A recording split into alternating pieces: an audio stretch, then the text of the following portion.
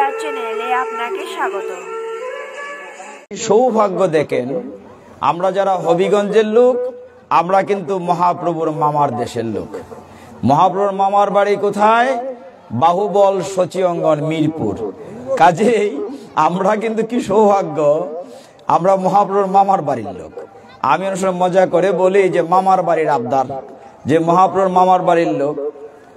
কাজে আমরা যারা হবিগঞ্জের লোক, আমাদের খুব সৌভাগ্য যে আমরা মামার বাড়িতে আছি।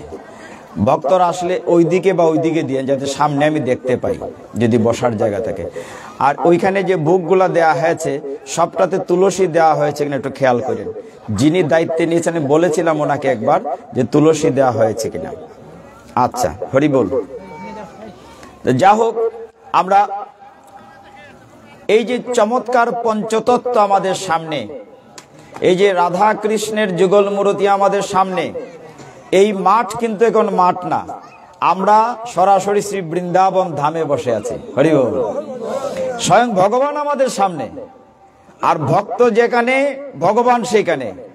আপনারা প্রায়ই পুস্টারে লিখেন যে নারদ মুনি যখন ভগবানকে প্রশ্ন করেছিলেন যে তুমি কোথায় থাকো, নারদ মুনির প্রশ্ন উত্তরে ভগবান বলছিলেন, আপনারা সকলেই জানেন কথাটি, না হম তিষ্ঠামি বৈকুণ্ঠে যোগিনাম হৃদয়ে নচ মদ ভক্তা যত্র গায়ন্তি তত্র তিষ্ঠামি হে নারদ। ভগবান কি বলছেন যে আমি বৈকুণ্ঠে থাকি না, ভক্তদের হৃদয়েও থাকি। কোথায় থাকি? মদ ভক্তা যত্র গায়ন্তি, আমার ভক্তরা যেখানে আমার গুণকীর্তন করে আমি সেইখানে থাকি। কাজে ভগবান বলছেন আমি এখানে থাকি। কাজে ভগবানের পদ্মমুখ নিঃসৃত অমৃত বাণী শ্রীমদ্ ভগবত গীতা থেকে আমরা কিছুটা আস্বাদন করব। প্রোগ্রামে লেখা আছে গীতা পাঠ। আভিধানিক অর্থে যদি বলি, গীতা পাঠ মানে গীতা পড়া, টু রিড দ্য গীতা। এখন গীতা গ্রন্থটি একটু দর্শন শাস্ত্র, তো কঠিন কঠিন মনে হয় না অনেকের কাছে। এই লম্বা লম্বা শ্লোক, 18-20 অক্ষর, এটা একটু সহজ করে বলা যায় কিনা। আমি চেষ্টা করব 1 ঘন্টার ভিতরে একটু সহজ করে দিতে। আমরা কেন গীতা পড়ি?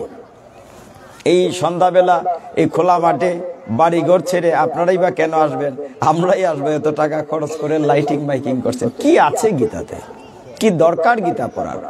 শাস্ত্র বলছে গীতায় তোমার সমস্ত জীবন নির্দেশনা দেয়া আছে। তুমি কি করে সুখের সংসার করবে, কি করে ব্যবসা করবে, কি করে চাকরি করবে, কি করে রাজনীতি করবে, সব উত্তর গীতায় দেয়া আছে। দুর্ভাগ্য হল আমরা পড়ি না। আনন্দের বিষয় এই, আপনারা জানেন ইট ওয়াজ 1947 যখন ভারত পাকিস্তান আলাদা হয়, তখন ব্রিটিশরা যখন এই দেশ লুটপাট করে নিয়ে যায় ইংরেজরা, তখন মহাত্মা গান্ধীকে একজন বলছিলেন, এই দেখো ব্রিটিশরা আমাদের ভারত থেকে সব লুটপাট করে নিয়ে যাচ্ছে। মহাত্মা গান্ধী বলছেন আমাদের কিচ্ছু নিবে না, যদি শুধু আমাদের গীতা থাকে আমাদের সব সম্পদ আছে। তার মানে কি, আমাদের অমূল্য সম্পদ গীতা, এর ভিতরেই সবকিছু আছে। কিন্তু আমরা একটা জায়গায়, যদিও এখন অনেকটা উন্নত হয়েছে, এক সময় ছিল গীতা মানে কি, ওই লাল কাপড়টা পেঁচাইয়া সিংহাসনে রাখতে দেওয়ান, আর তুলসী দিতে দিতে সরাট ফিরে গেল গা, আর কেউ মরলে বুকের উপরে দেওয়া হইলো গীতা। মনে করো গীতা হেলিকপ্টার করে স্বর্গে লয়ে যাবে গিয়া। কিন্তু বাস্তব তো এটা সম্ভব না। একজন লোক মারা গেল মানে কি, ওইখান থেকে যখন ভগবান প্রাণবায়ু বের করে নিলেন, এই দেহটার কি 1 পয়সার দাম আছে? এটা তো ফসা গলা মাংসপিণ্ড। এইটা তো গীতা দিলেও কোনো কাজ হবে না, বরঞ্চ তার পুত্র পরিজন মৃত্যুর আগে যদি খানের কাছে গীতার যে একটা শ্লোক কয়, এটা কিছু খামো লাগবো।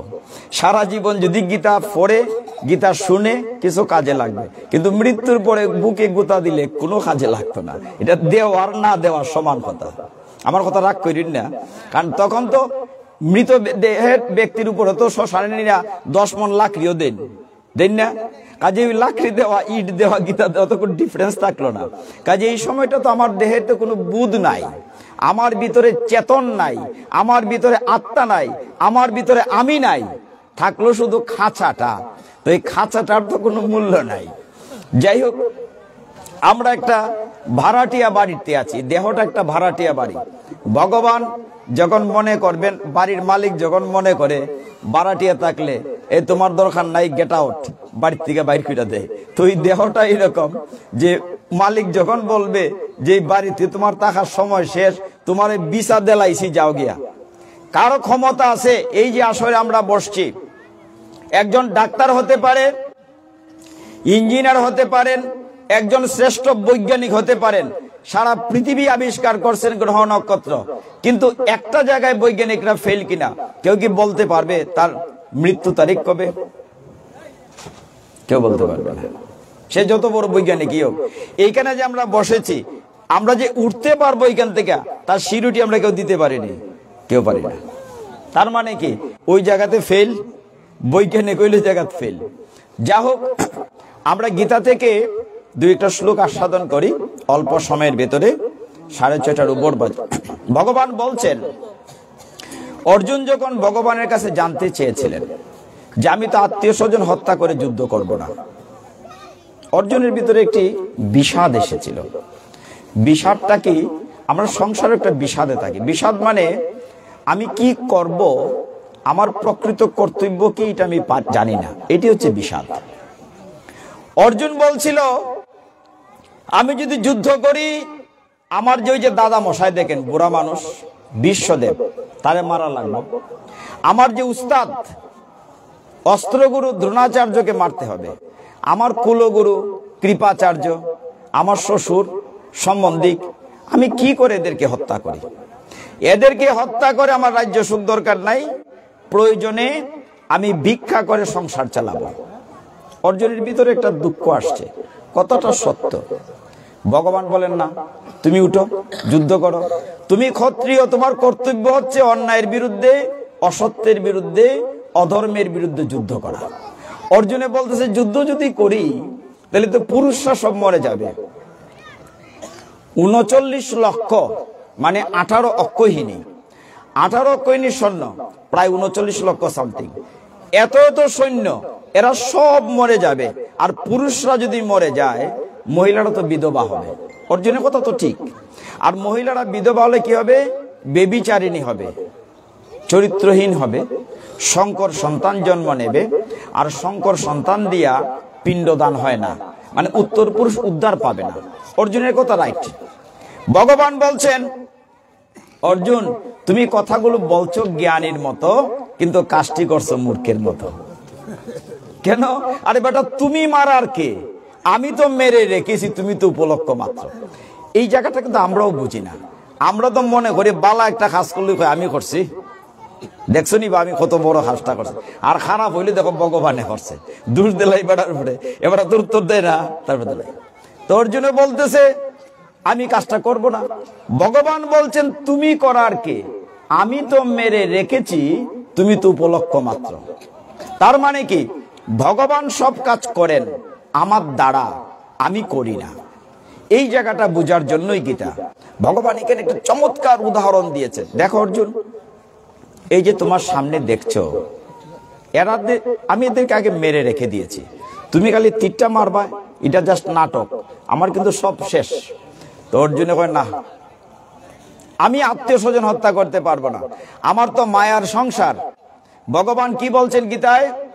বলছেন যে আমার মায়া অতিক্রম করা কঠিন, দৈবিহী এসা গুণময়ী মম মায়া দূরত্বয়া, আমার মায়া অতিক্রম করা কঠিন।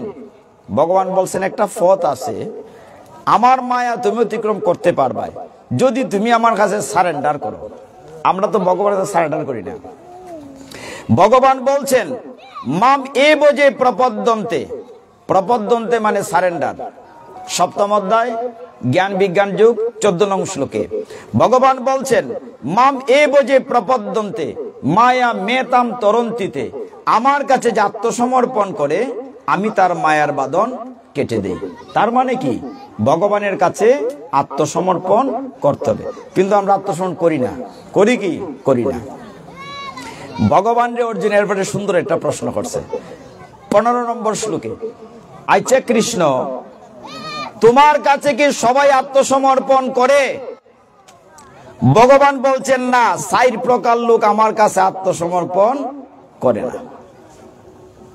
দেখেন কি সুন্দর কথা, 4 প্রকার লোক করে না, এর ভিতরে আমরাও আছি, মিলাইয়া নেন। 15 শ্লোকে গীতায় বলছে, নমাম দুষ্কৃতি ন মূঢ়াঃ প্রপদ্যন্তে নরাধমাঃ মায়য়া অপরিত জ্ঞানাম আসুরাম ভাবম আসুরিতাঃ। বলছেন, হে অর্জুন, নমাম দুষ্কৃতি ন মূঢ়াঃ, খুব মন দিয়ে খেয়াল করেন ভগবান কি বলছেন। ন মাম মানে আমার কাছে, দুষ্কৃতি ন মূঢ়াঃ মানে 1 নম্বর হচ্ছে দুষ্কৃতিকারী। আমরা সমাজে কি দুষ্কৃতিকারী নাই? নিশ্চয়ই আছে। ন মাম দুষ্কৃতি ন মূঢ়া, 2 নম্বর হচ্ছে মূঢ়া, মূঢ়া মানে মূর্খ। 3 নম্বর হচ্ছে আসুরি ভাব সম্পন্ন, যাদের ভাবটা অসুরের মতো। 4 নম্বর হচ্ছে যাদের জ্ঞান মায়া দ্বারা অপহৃত হয়েছে। এই 4 প্রকার লোক ভগবানের কাছে আত্মসমর্পণ করে না। খুব মন দিয়ে খেয়াল করেন। প্রথম হচ্ছে যারা দুষ্কৃতিকারী, আমাদের সমাজে কিন্তু এখনো দুষ্কৃতিকারী লোক আছে। দ্বিতীয় হচ্ছে যারা মূর্খ, মূঢ়া, তারা ভগবানের কাছে আত্মসমর্পণ করে না, গীতার কথা শ্লোকে বলছে। তৃতীয় হচ্ছে যাদের ভাবটা অসুরের মতো, আমাদের সমাজে আছে না অসুরের মতো ভাব।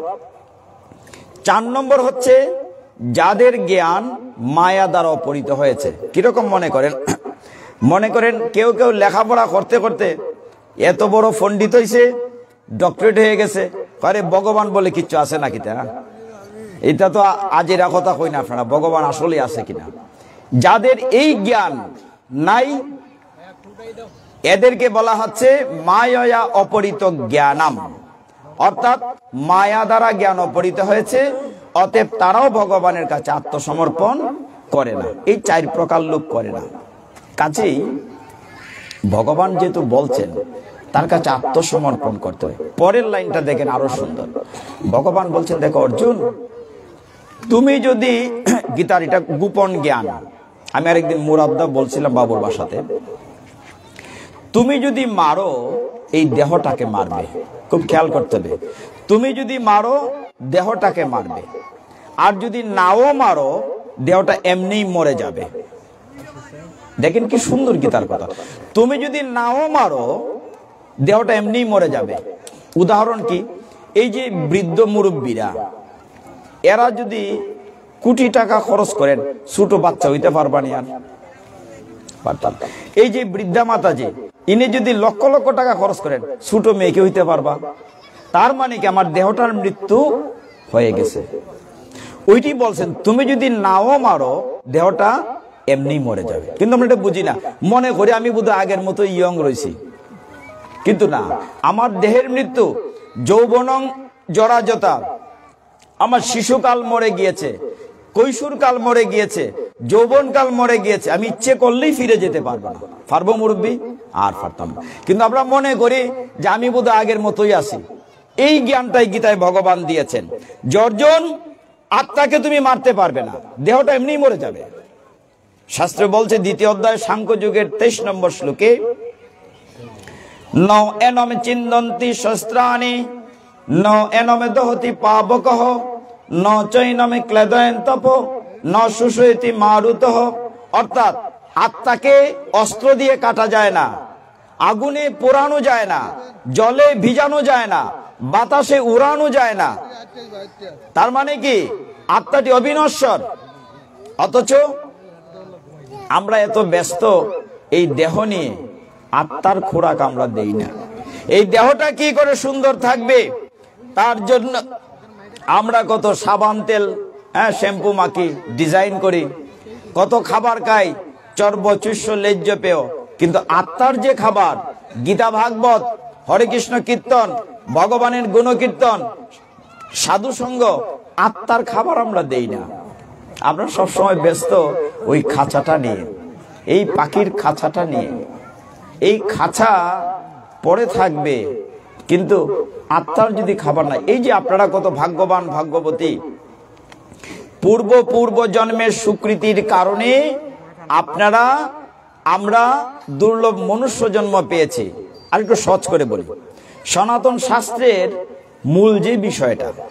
মূল বিষয়টা হলো আমরা একটা জন্ম মৃত্যুর চক্রে আছি। কখনো মানুষ, কখনো গরু ছাগল, কখনো বৃক্ষলতা, কখনো কৃমিকীট, এইভাবে ঘুরছি 84 লক্ষ যোনি পরিক্রমায়। আরো সহজ করে বলি, আমরা সকলেই ভগবানের পরিবারের সদস্য। ভগবান পরমাত্মা, আমরা জীবাত্মা, আমরা সকলেই ভগবানের বাড়িতেই ছিলাম। কেউ মারা গেলে আমরা কি বলি? দিব্যানে লোকাংশ গচ্ছত, তাই বলি না? সে যেন দিব্য লোকে যায়। তাহলে আমরা দিব্য লোকে ছিলাম। মনে করেন একটা বাড়ির 5 তলায় ছিলাম, কোনো কারণে আমরা নিচে পড়ে গেছি। নিচে পড়ে এই জন্ম মৃত্যুর চক্র ঘুরতে ঘুরতে কিছু ভালো কাজ করার ফলে আমরা 4 তলা পর্যন্ত উঠে গেছি, মানে মনুষ্য জন্ম পেয়েছি। এখন এই জন্মটা যদি কাজে লাগাই, তাইলে আমরা আমাদের মূল বাড়ি 5 তলায় পৌঁছে যাব। আর যদি এই জন্মটা কাজে না লাগাই, আবার আমরা নিচে পড়ে যাব, আবার জন্ম মৃত্যুর চক্রে ঘুরতে থাকব। এটি হচ্ছে সনাতন সিদ্ধান্ত। পুনরপি জনম পুনরপি মরণ পুনরপি জননী জঠরে শয়ন। এই জন্ম মৃত্যুর চক্রেই আমরা ঘুরতে থাকবো। তাহলে আমরা নিশ্চয়ই জায়গা থেকে মুক্তি চাই, জন্ম মৃত্যুর বন্ধন থেকে মুক্তি চাই। মুক্তি পেতে গেলে কি করতে হবে? ওই গীতা ভাগবত ভগবানের ভক্তের সঙ্গ করতে হবে। সঙ্গের যে কি প্রভাব প্রভু, সঙ্গ গুণে আমরা কি বলেন মুরব্বীরা? সঙ্গ গুণে লোহা জ্বলে বাসে। আর শাস্ত্র বলছে সাধু সঙ্গ সর্বশাস্ত্রে কয়, লহমাত্র সাধু সঙ্গ সর্বসিদ্ধি হয়। মানে সাধু সঙ্গ। তাহলে বাস্তবে একটা উদাহরণ বলি। অনেকদিন আগে বলেছিলাম যে সঙ্গের যে কি প্রভাব। এখানে অনেক শিক্ষিত ছেলে মেয়েরা আছেন, অনেক শিক্ষিত মায়েরাও আছেন। সঙ্গগুণের একটা উদাহরণ বলি। আপনারা নিশ্চয়ই বৈজ্ঞানিক আইনস্টাইনের নাম শুনেছেন, আছে না? পৃথিবী বিখ্যাত বৈজ্ঞানিক আইনস্টাইন। তিনি লন্ডনে বিভিন্ন জায়গায় লেকচার দিতেন। বড় বৈজ্ঞানিক তো, প্রফেসর, ডক্টরেট, অনেক বড় বড় সবাই গেতেন লেকচার দিতেন। ওনার একজন ড্রাইভার ছিল, ড্রাইভারও দেখতে তার মতো। লন্ডন যারা গিয়েছেন দেখবেন ড্রাইভাররা সাদা পোশাক পরে, সাদা ক্যাপ, সাদা শার্ট, ড্রেস। তো ওই আইনস্টাইন বৈজ্ঞানিকের সাথে তার ড্রাইভার প্রত্যেক দিন বিভিন্ন জায়গায় লেকচারে যায়। ওইখানে একটা কাপড় দেন, যে মায়েরা আসছেন বসার যাতে আমার বরাবর থাকে। তো আইনস্টাইন প্রত্যেক জায়গায় যখন বক্তৃতায় যেতেন, তার ড্রাইভারও তার সাথে যায়। একদিন তার ড্রাইভার বলতেছে, স্যার আপনি যে বিভিন্ন জায়গায় গিয়ে লেকচার দেন, শুনতে শুনতে আমার মুখস্থ হয়ে গেছে, আমার যদি একটা দিন সুযোগ দিতেন। এটা সত্য কাহিনী লন্ডনের। তো বৈজ্ঞানিক বললেন, ঠিক আছে, তোমাকে সুযোগ দেয়া যাবে। তো একদিন সিদ্ধান্ত হলো, ও বলছে আমি প্রতিদিন আপনার সাথে যাই, গিয়ে শুনি, শুনতে শুনতে আমার মুখস্থ হয়ে গেছে। তো একদিন সিদ্ধান্ত হলো, লন্ডনের আলবার্ট হল, বড় একটা হল আছে, সেইখানে একদিন বৈজ্ঞানিক আইনস্টাইন যাবেন। তো তো এই ড্রেসে তো যেতে পারবে না, ড্রেস তো বদলা বদলি করতে হবে। মানে বৈজ্ঞানিকের কোট প্যান্ট ফোর্সের ড্রাইভারে, আর ড্রাইভারের শার্ট প্যান্ট ফোর্সের বৈজ্ঞানিক, মানে উল্টা পাল্টা ড্রেস করছে, সাদা ড্রেস। তো ওইখানে নিয়ম হলো যে হলঘরের পিছনে কিছু বেঞ্চ থাকে, যেখানে সব ড্রাইভাররা বসে। তো প্রফেসর বা যিনি ডক্টরেট বৈজ্ঞানিক, ইনি স্টেজে উঠলেন। ওই দিন কিন্তু স্টেজে বৈজ্ঞানিক উঠছে না, উঠছে কেটা? ড্রাইভার উঠছে। ড্রাইভার একের কুটুট লাগাইয়া, টাইটুই লাগাইয়া কোর্টে উঠছে। ওইদিকে ড্রাইভাররা সব, আরো তো প্রফেসর, ডক্টরেট, অনেক জ্ঞানী গুণী, আপনাদের মতো জ্ঞানী জন এখানে বসা। তো অনেকদিন সাথে থাকতে থাকতে ওই ড্রাইভারের, তার স্যারের লেকচার সব মুখস্থ হয়ে গেছে। তো তিনি কি করলেন, স্টেজে উঠে একেবারে স্যারের মতোই, ladies and gentleman, I would like to say something, you are my brilliant audience, মানে তার স্যারের মতো যা কইছে হুবহু লেকচার ডেলিভার করছে। সবাই হাততালি, বাহ, bravo bravo, you have delivered a brilliant speech, মানে এত সুন্দর বক্তৃতা দিচ্ছেন, সবাই খুব খুশি হয়েছে। কেউ তো বুঝতেছে না ড্রাইভার না বৈজ্ঞানিক আইনস্টাইন। এমন সময় আমি বলছি যে সঙ্গগুণে কি হয় দেখেন, এমন সময় যখন বক্তৃতা শেষ, বক্তৃতার পরে শুরু হয় প্রশ্নোত্তরের পালা। উনি তো একটা বিষয় নিয়ে আলোচনা করেছেন, তখন যখন বক্তৃতা শেষ হয়েছে ওই অডিয়েন্সে কিন্তু আরো জ্ঞানী গুণীজন আছেন আপনাদের মতো। একজন প্রফেসর এটা বলতেছে বৈজ্ঞানিক রূপী ড্রাইভারকে, স্যার আপনার লেকচার খুব ব্রিলিয়েন্ট হয়েছে, আপনি যে ইএল টু এমসি স্কোয়ার সূত্রটা বলছেন এটা একটু বুঝিয়ে দিন, এই প্রশ্নটার মানে কি? তো তার তো বিদ্যা মুখস্থ শেষ না নেই, এখন তো আটকে গেছে না। কিন্তু দেখেন সঙ্গগুণে কি হয়, ড্রাইভার রূপী আইনস্টাইন স্টেজে দাঁড়ায় বলছে, ওনার একটা প্রশ্ন করছেন একজন প্রফেসরে, শিক্ষিত লোক, ও আপনি প্রশ্ন করেছেন, আহারে এটা একটা প্রশ্ন হলো, এত সোজা প্রশ্নের উত্তর আমি দেব কেন, এই জন্য আমার ড্রাইভারই যথেষ্ট, ওই যে পিছনে বসা আছে তাকে জিজ্ঞাসা করেন। হরি বল। But there is not driver, original scientist বৈজ্ঞানিক সেট দেয়ার, ওইখানে কিন্তু অরিজিনাল প্রফেসর বসা। তার মানে কি, তার জ্ঞান চক্ষু খুলে গেছে, তাৎক্ষণিক একটা বুদ্ধি আসে, আরে তো সোজা প্রশ্ন তো আমি দেবো কেন, এটার জন্য আমি না, আমার ড্রাইভারই যথেষ্ট, ওই যে বসা আছে তাকে জিজ্ঞাসা করে। তার মানে কি দাঁড়ালো, মানে দাঁড়ালো সঙ্গগুণ। এই সঙ্গ থাকতে থাকতে তার এই জ্ঞান চক্ষু খুলে গিয়েছে। এই জন্য শাস্ত্র বলছে, আপনি যদি ভালো রাজনীতিবিদ হতে চান তো মিছিলে গিয়া প্র্যাকটিস করতে হইব না, ভালো যদি সুর হইতে চান তবে তো সুরের সঙ্গ করা লাগবে, মানে সঙ্গগুণ খুব প্রয়োজন। এই জন্য শাস্ত্রে বলছে, ভগবানকে অর্জুন জিজ্ঞাসা করছিল যে তুমি যে গীতা হইয়া যাইতাছ গা, এরপরে এই যুগের মানুষের কি হবে, তোমার সঙ্গ কি করে পাবে?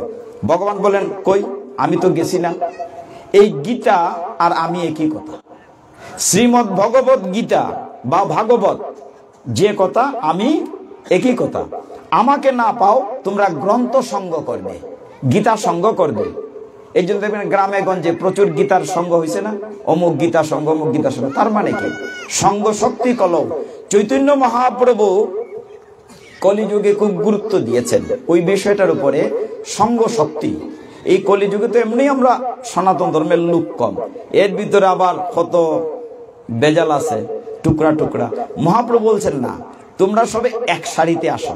তিনি কি করলেন, উঁচা নিচা সব ভেদাভেদ ভুলিয়ে দিয়ে এক সঙ্গত বইয়া খিচুড়ি খাওয়ানোর নিয়ম করে দিলেন। এটা মহাপ্রভু করছেন, যে তোমরা সবাই উঁচু জাত নিচু জাত সব বাদ দিয়ে একটা নাও।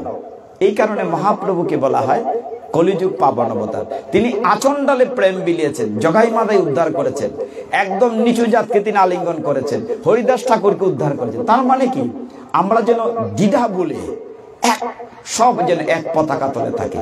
দুর্ভাগ্যজনক সত্য, আমাদের যে মূল ধর্মগ্রন্থ বেদ, আমরা নাম শুনেছি, কেউ তো পড়ি নাই বা দেখি নাই। আমরা পরীক্ষা ফাঁসের লেগে লেখছি, আমাদের মূল ধর্মগ্রন্থের নাম কি, পরীক্ষাতে লেখছি বেদ, লেখছি না?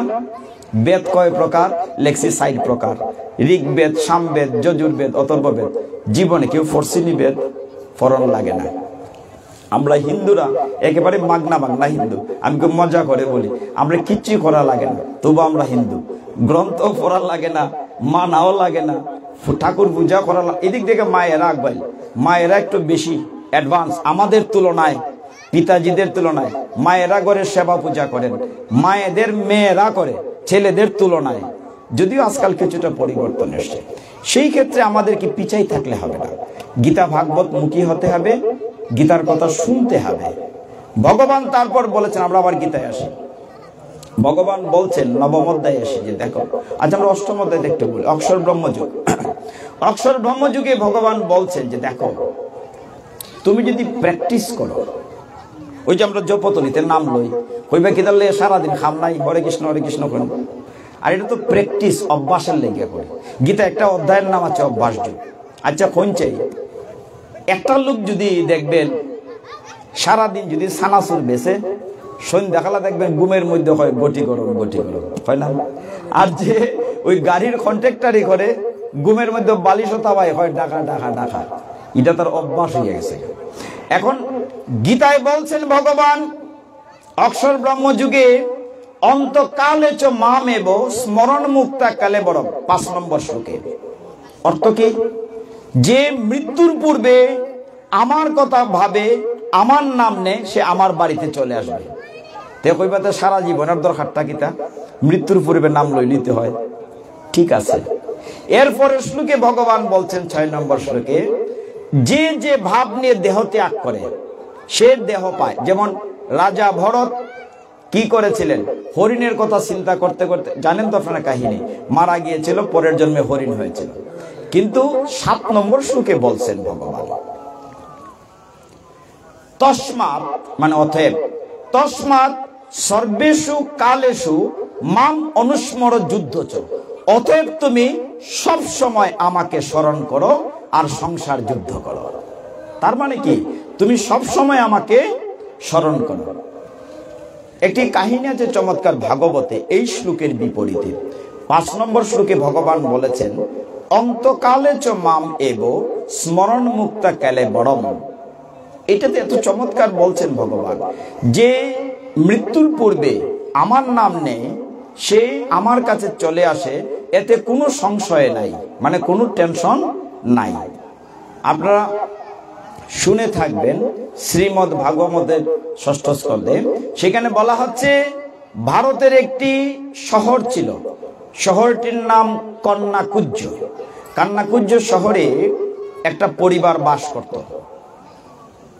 দেখেন মৃত্যুর পূর্বে নাম নিলে কি হয়। সেই শহরে মায়েরা ওই দিক বরাবর একটি ত্রিপাল দেন, যারা ভলেন্টিয়ার্স আছেন, যাতে মাতাজির আমার বরাবর থাকেন, ওইদিকে একটা ত্রিপাল থাকলে দেন। তো যাই হোক, খুব মন দিয়ে খেয়াল করেন, মায়েরা খেয়াল করেন, কি হয়েছে, কন্যাকুজ্জ শহরে একটা পরিবার বাস করত। সেইখানে ওই পরিবারটি ধর্মীয় পরিবার ছিল, কিন্তু ওই পরিবারের একটি ছেলের নাম ছিল অজামিল। কি বলছিলাম? অজামিল। অজামিল প্রথম দিকে তার বাবার কথা শুনতো, পূজা অর্চনা করত, ভগবানের কথা শ্রবণ করত। একদম ভগবানের পিছ দিয়ে যেন না হয়, একটু ডান দিক সরিয়ে হরি বল। তো সেইখানে আপনার মাছটা ফ্রি রাখেন, যাতে ভগবানকে পিছন দিয়ে না বসে। ঠিক আছে, ওইখানে দিয়ে দেন, হরি বল। সেই অজামিল প্রথম দিকে ভালো ছিল, শেষের দিকে কি করলো দেখেন ঘটনাটা কি, এটা ভাগবতের কথা। একদিন সে বিবাহিত, একদিন বাগানে গেল পুষ্প চয়ন করতে, তার বাবার জন্য ফুল তুলসী আনতে। এমন সময় অজামিল দেখলো কি, একটি বেশ্যা রমণী আরেকজনের সাথে আনন্দ করছে। এইটা দেখে অজামিলের ভিতরে কামনা বাসনা জাগলো, ফলে সে ওই বেশ্যা রমণীকে বিয়ে করলো, তার ঘরের সতীসাধ্যী স্ত্রীকে ত্যাগ করে দিল। এখন তার পিছনে খরচ করতে করতে তার সংসার শেষ, লুটপাট করে সংসার চালাচ্ছে। এক সময় পিতা তাকে ত্যাগ করলেন। সেই অজামিল ওই রমণীর সাথে থেকে তার জীবন নির্বাহ করছে, খারাপ অবস্থায় আছে।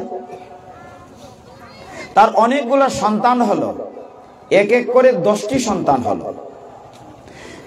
মুনি ঋষির আশীর্বাদে কোন জন্মের শেষের ছেলেটির নাম রাখলো, ছেলেটির নাম নারায়ণ। আজকাল নামও কিন্তু আমরা রাখি না।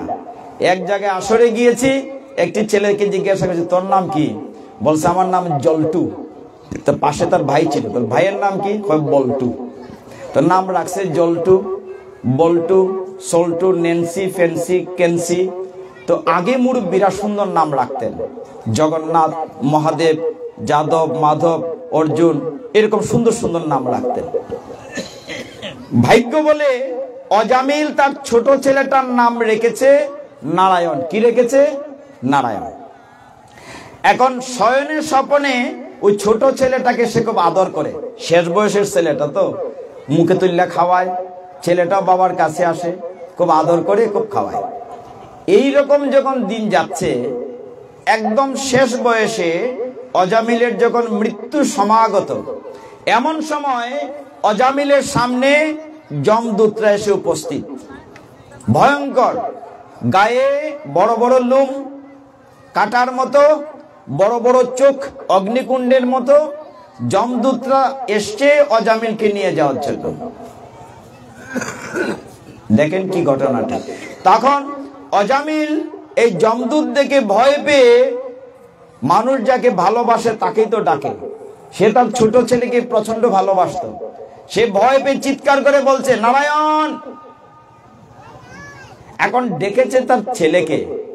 ভগবান অনাদিরাদি গোবিন্দ তিনি উপরে বসে ভাবছেন এই লোকটি বিপদে বোধহয় আমাকে ডেকেছে।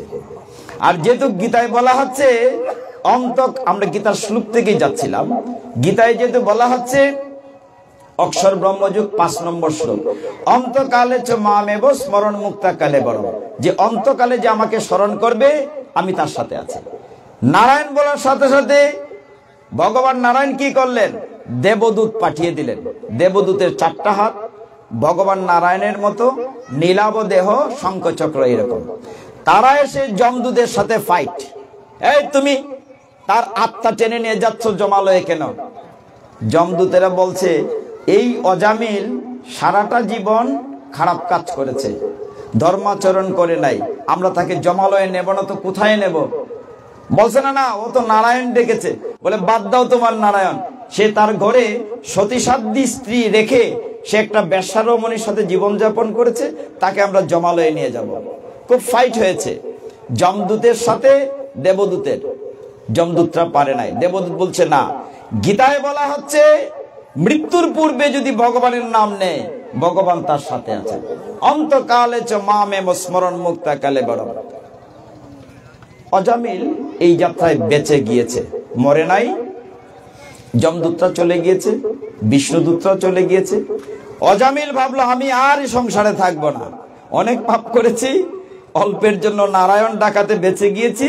সে গৃহ ত্যাগ করে হরিদ্বারে চলে গিয়েছে, ভগবানের মন্দিরে সে প্রতিদিন সেবা পূজা করে।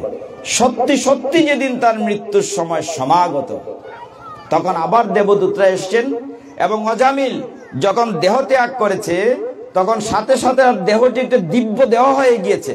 ওই যে নারায়ণ নাম নিয়েছে, এই কারণে দিব্য দেহ হয়েছে। আর সাথে সাথে বৈকুণ্ঠ থেকে রথ এসেছে। অজামিল সরাসরি দিব্য দেহ ধারণ করে বৈকুণ্ঠে চলে গিয়েছে। হরি বল।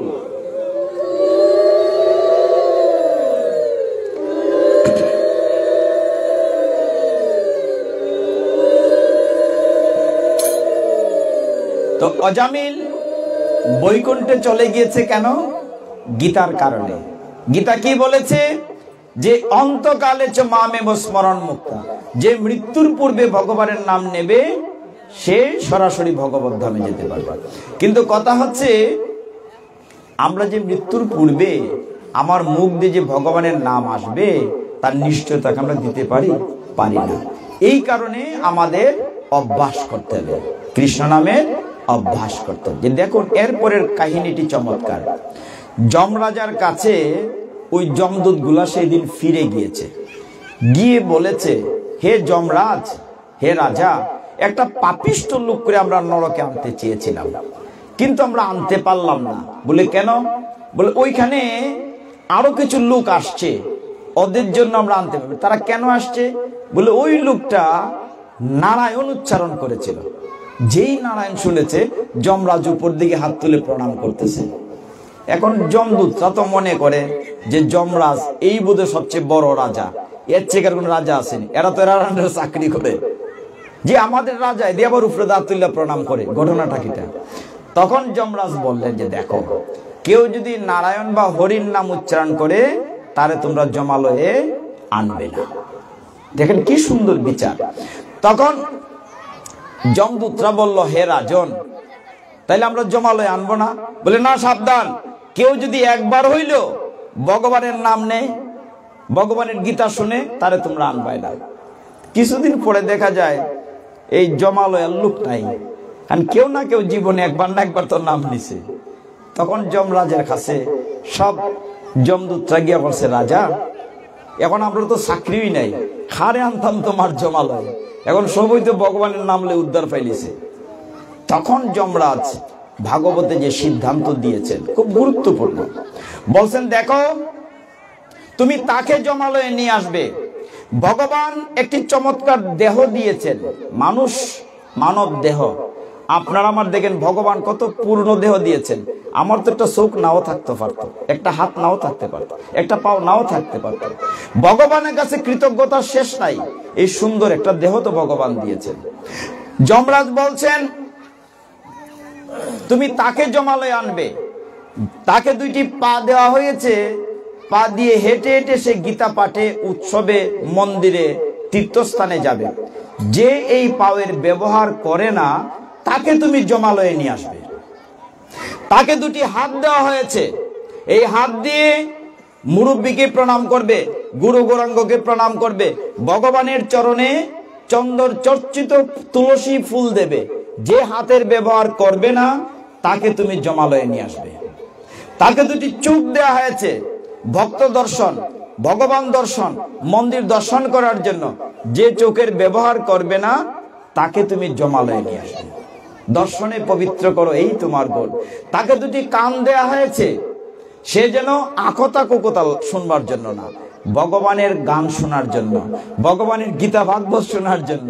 যে কানের ব্যবহার করবে না তাকে তুমি জমালয়ে নিয়ে আসবে। তাকে একটি মস্তক দেয়া হয়েছে, ময়মুরব্বিয়ান গুরু গৌরাঙ্গ ভক্তদের দেখলে মাথা নত করে প্রণাম করবে। সে যদি মাথা নত না করে তাকে তুমি জমালয়ে নিয়ে আসবে। তাকে চমৎকার একটি মুখ দেয়া হয়েছে, কেন? এই মুখ দিয়ে আকতা কুকতা বলার জন্য নয়, তাকে মুখ দেয়া হয়েছে সে যেন আমার গুণ কীর্তন করে, সে যেন জুড়ে জুড়ে বলে হরে কৃষ্ণ কৃষ্ণ কৃষ্ণ হরে হরে, হরে রাম রাম রাম হরে হরে। যেই মুখের ব্যবহার করবে না তাকে তুমি জমালয়ে নিয়ে আসবে। সমাধান দিয়েছে না?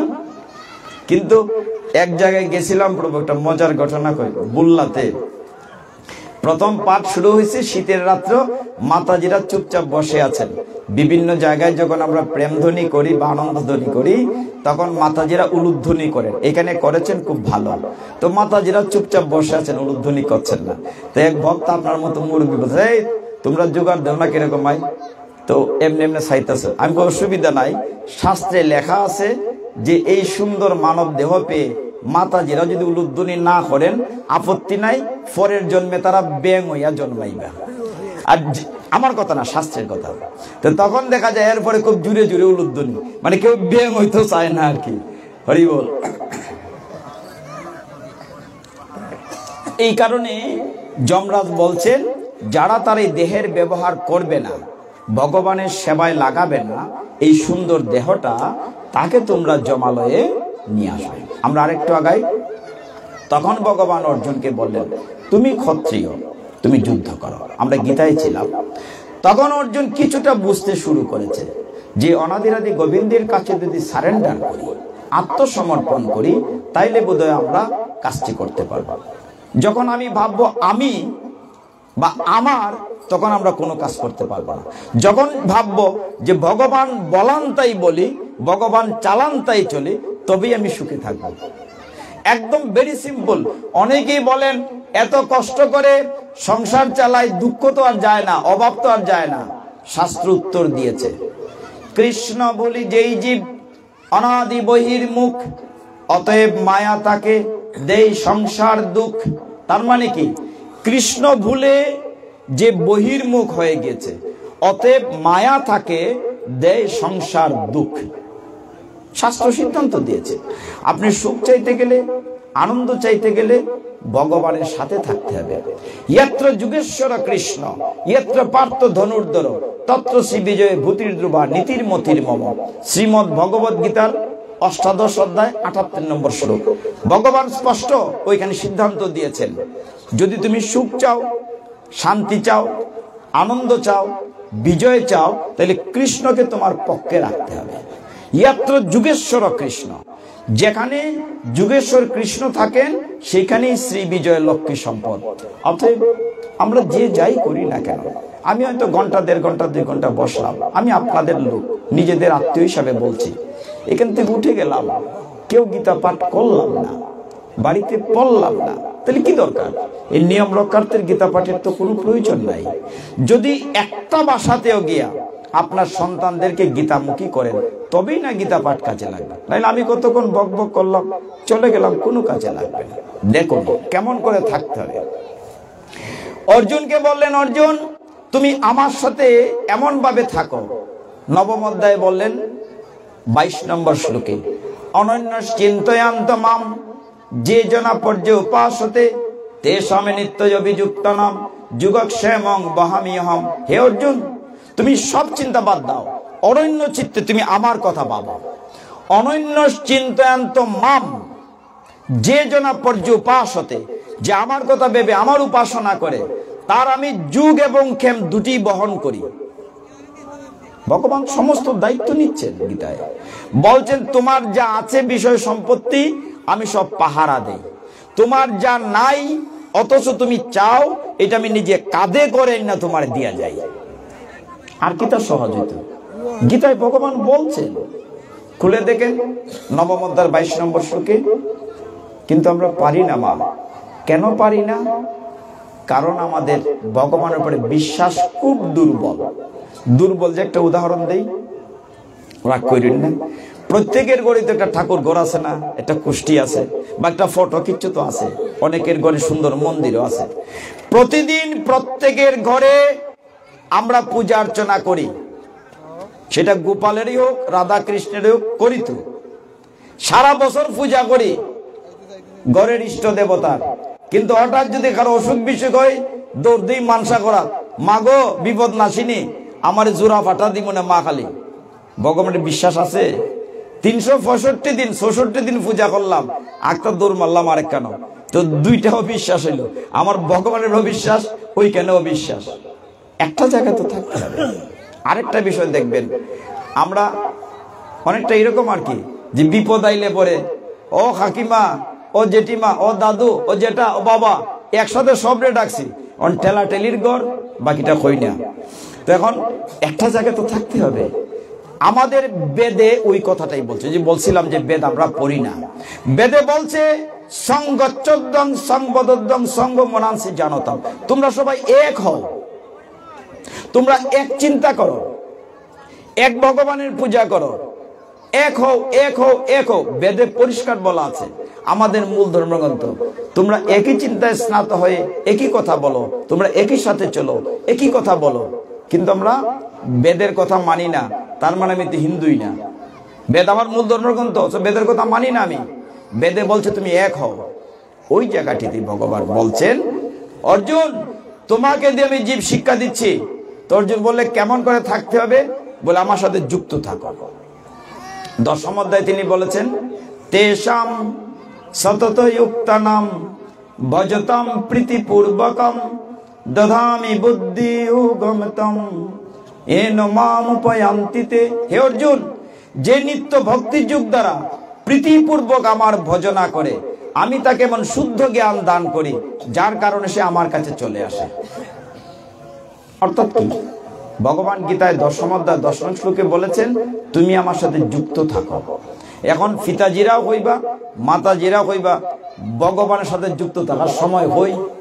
আমরা গৃহস্থী আছে, ঘর সংসার আছে, চাকরি আছে, ব্যবসা আছে, যুক্ত থাকার সময় কই? উত্তর গীতা দিয়েছে, তুমি হাতে কাম মুখে নাম। এই যে আমরা গড় লেফি না, মুসি এরকম কই না, এমনি কই না হরে কৃষ্ণ হরে কৃষ্ণ, গড় মুসা কি বন্ধ হইছে? আমরা শ্রেণী দিয়ে রান্ধি না, এরকম কই না হরে কৃষ্ণ হরে কৃষ্ণ। ভগবান কি যুক্ত রয়েছেন না? আপনি রুয়া রইন না এইভাবে হরে কৃষ্ণ হরে কৃষ্ণ হরে কৃষ্ণ, আপনি কি যুক্ত থাকলেন না? ইচ্ছা করলে থাকা যায়। আমি একজন সরকারি অফিসিয়াল চাকরি করেছি দীর্ঘদিন, পেনশনে চলে গেছে। আমি কি চাকরি বাদ দিয়ে গীতা পাঠবোধ করেছি? চাকরি হয়েছে, সংসার সবকিছুই পারা যায়, শুধুমাত্র আপনার যদি ইচ্ছে থাকে। এই যে মুরব্বীরা এই বয়সে কষ্ট করে এসছেন, আমি বারবার মুরব্বীদেরকে প্রণাম জানাই। এই যে মুরব্বী মাথাজিরা আসছেন, তারা তো এই বয়সে না আসলেও পারতেন, কিন্তু তাদের ভগবানের প্রতি ভক্তি আছে। এই যে ইয়াং জেনারেশন আসছে, পরিবর্তন আসছে, আমি নিরাশ হই না। দেখুন, আমার বাসা হবিগঞ্জ মহাপ্রভু আখড়ার কাছে ঘাটিয়াতে। আমরা ছোটবেলা দেখতাম এইরকম পাঠের আসরে খালি সাদা কাপড়, ঠাকুর দাদা, দিদিমা, দাদু, বুড়া বুড়া মানুষ। কিন্তু এখন ইয়াং পিপুলরা আসছে, কাজে আমরা নৈরাশ্যবাদী না, আশাবাদী, ইয়াং পিপুল আসছে। তবে একটা জগন্নাথের লীলা বলি সুন্দর, যে মাতাজিদেরকে রাগ করানো হবে না। মাতাজিরা হচ্ছেন ঘরের লক্ষ্মী, এটা মনে রাখতে হবে যে মায়েরাই পারে একমাত্র সন্তানদেরকেই গীতামুখী করতে। যদি মায়েদেরকে আপনার ঘরের ভিতরে ঠিক রাখেন, সব ঠিক থাকবে। যেমন আপনারা জানেন, যারা পুরীতে গিয়েছেন, জগন্নাথের পুরীতে গিয়েছেন কিনা কেউ এখানে? প্রভু গিয়েছেন, একজন পাওয়া গেছে। জগন্নাথের পুরীতে, জগন্নাথের পুরীতে অনাদিরাদি গোবিন্দ দারু ব্রহ্মরূপে জগন্নাথ, বলদেব, সুভদ্রা এরকম তিনটি বিগ্রহে সেবা পূজা নিচ্ছেন। জগন্নাথ এতটাই কৃপালু, বৎসরে একবার মন্দির ছেড়ে আমরা যাই ভগবানকে মন্দিরে দেখতে, একবার কি করেন ভগবান মন্দির ছেড়ে রাজপথে চলে আসেন। রথের সময় আসেন না, তিনি বাইরে চলে আসেন যাতে ভক্তরা তাকে দেখতে পায়।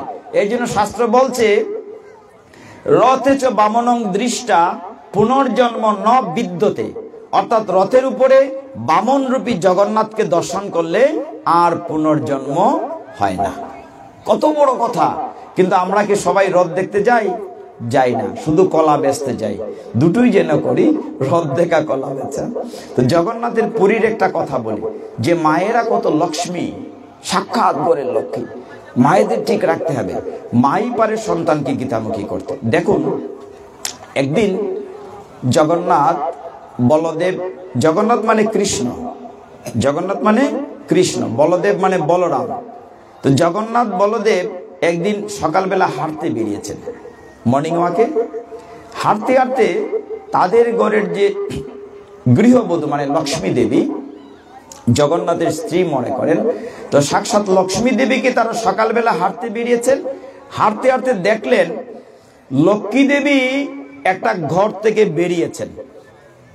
ওই ঘরটি ছিল শ্রেয়া চণ্ডালিনীর, মানে নিম্ন জাতের শ্রেয়া চণ্ডালিনীর।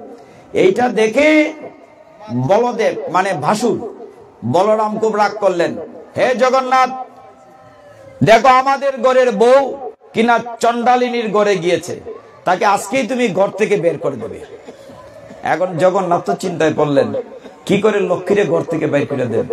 বলরাম বলছেন, দেখো আমার আদেশ, ওই বউ ঘরে থাকবো, নাইলে আমি বাই, দুইটার একটা।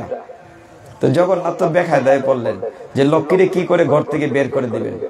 আচ্ছা ঠিক আছে, আগে ঘরে যাই।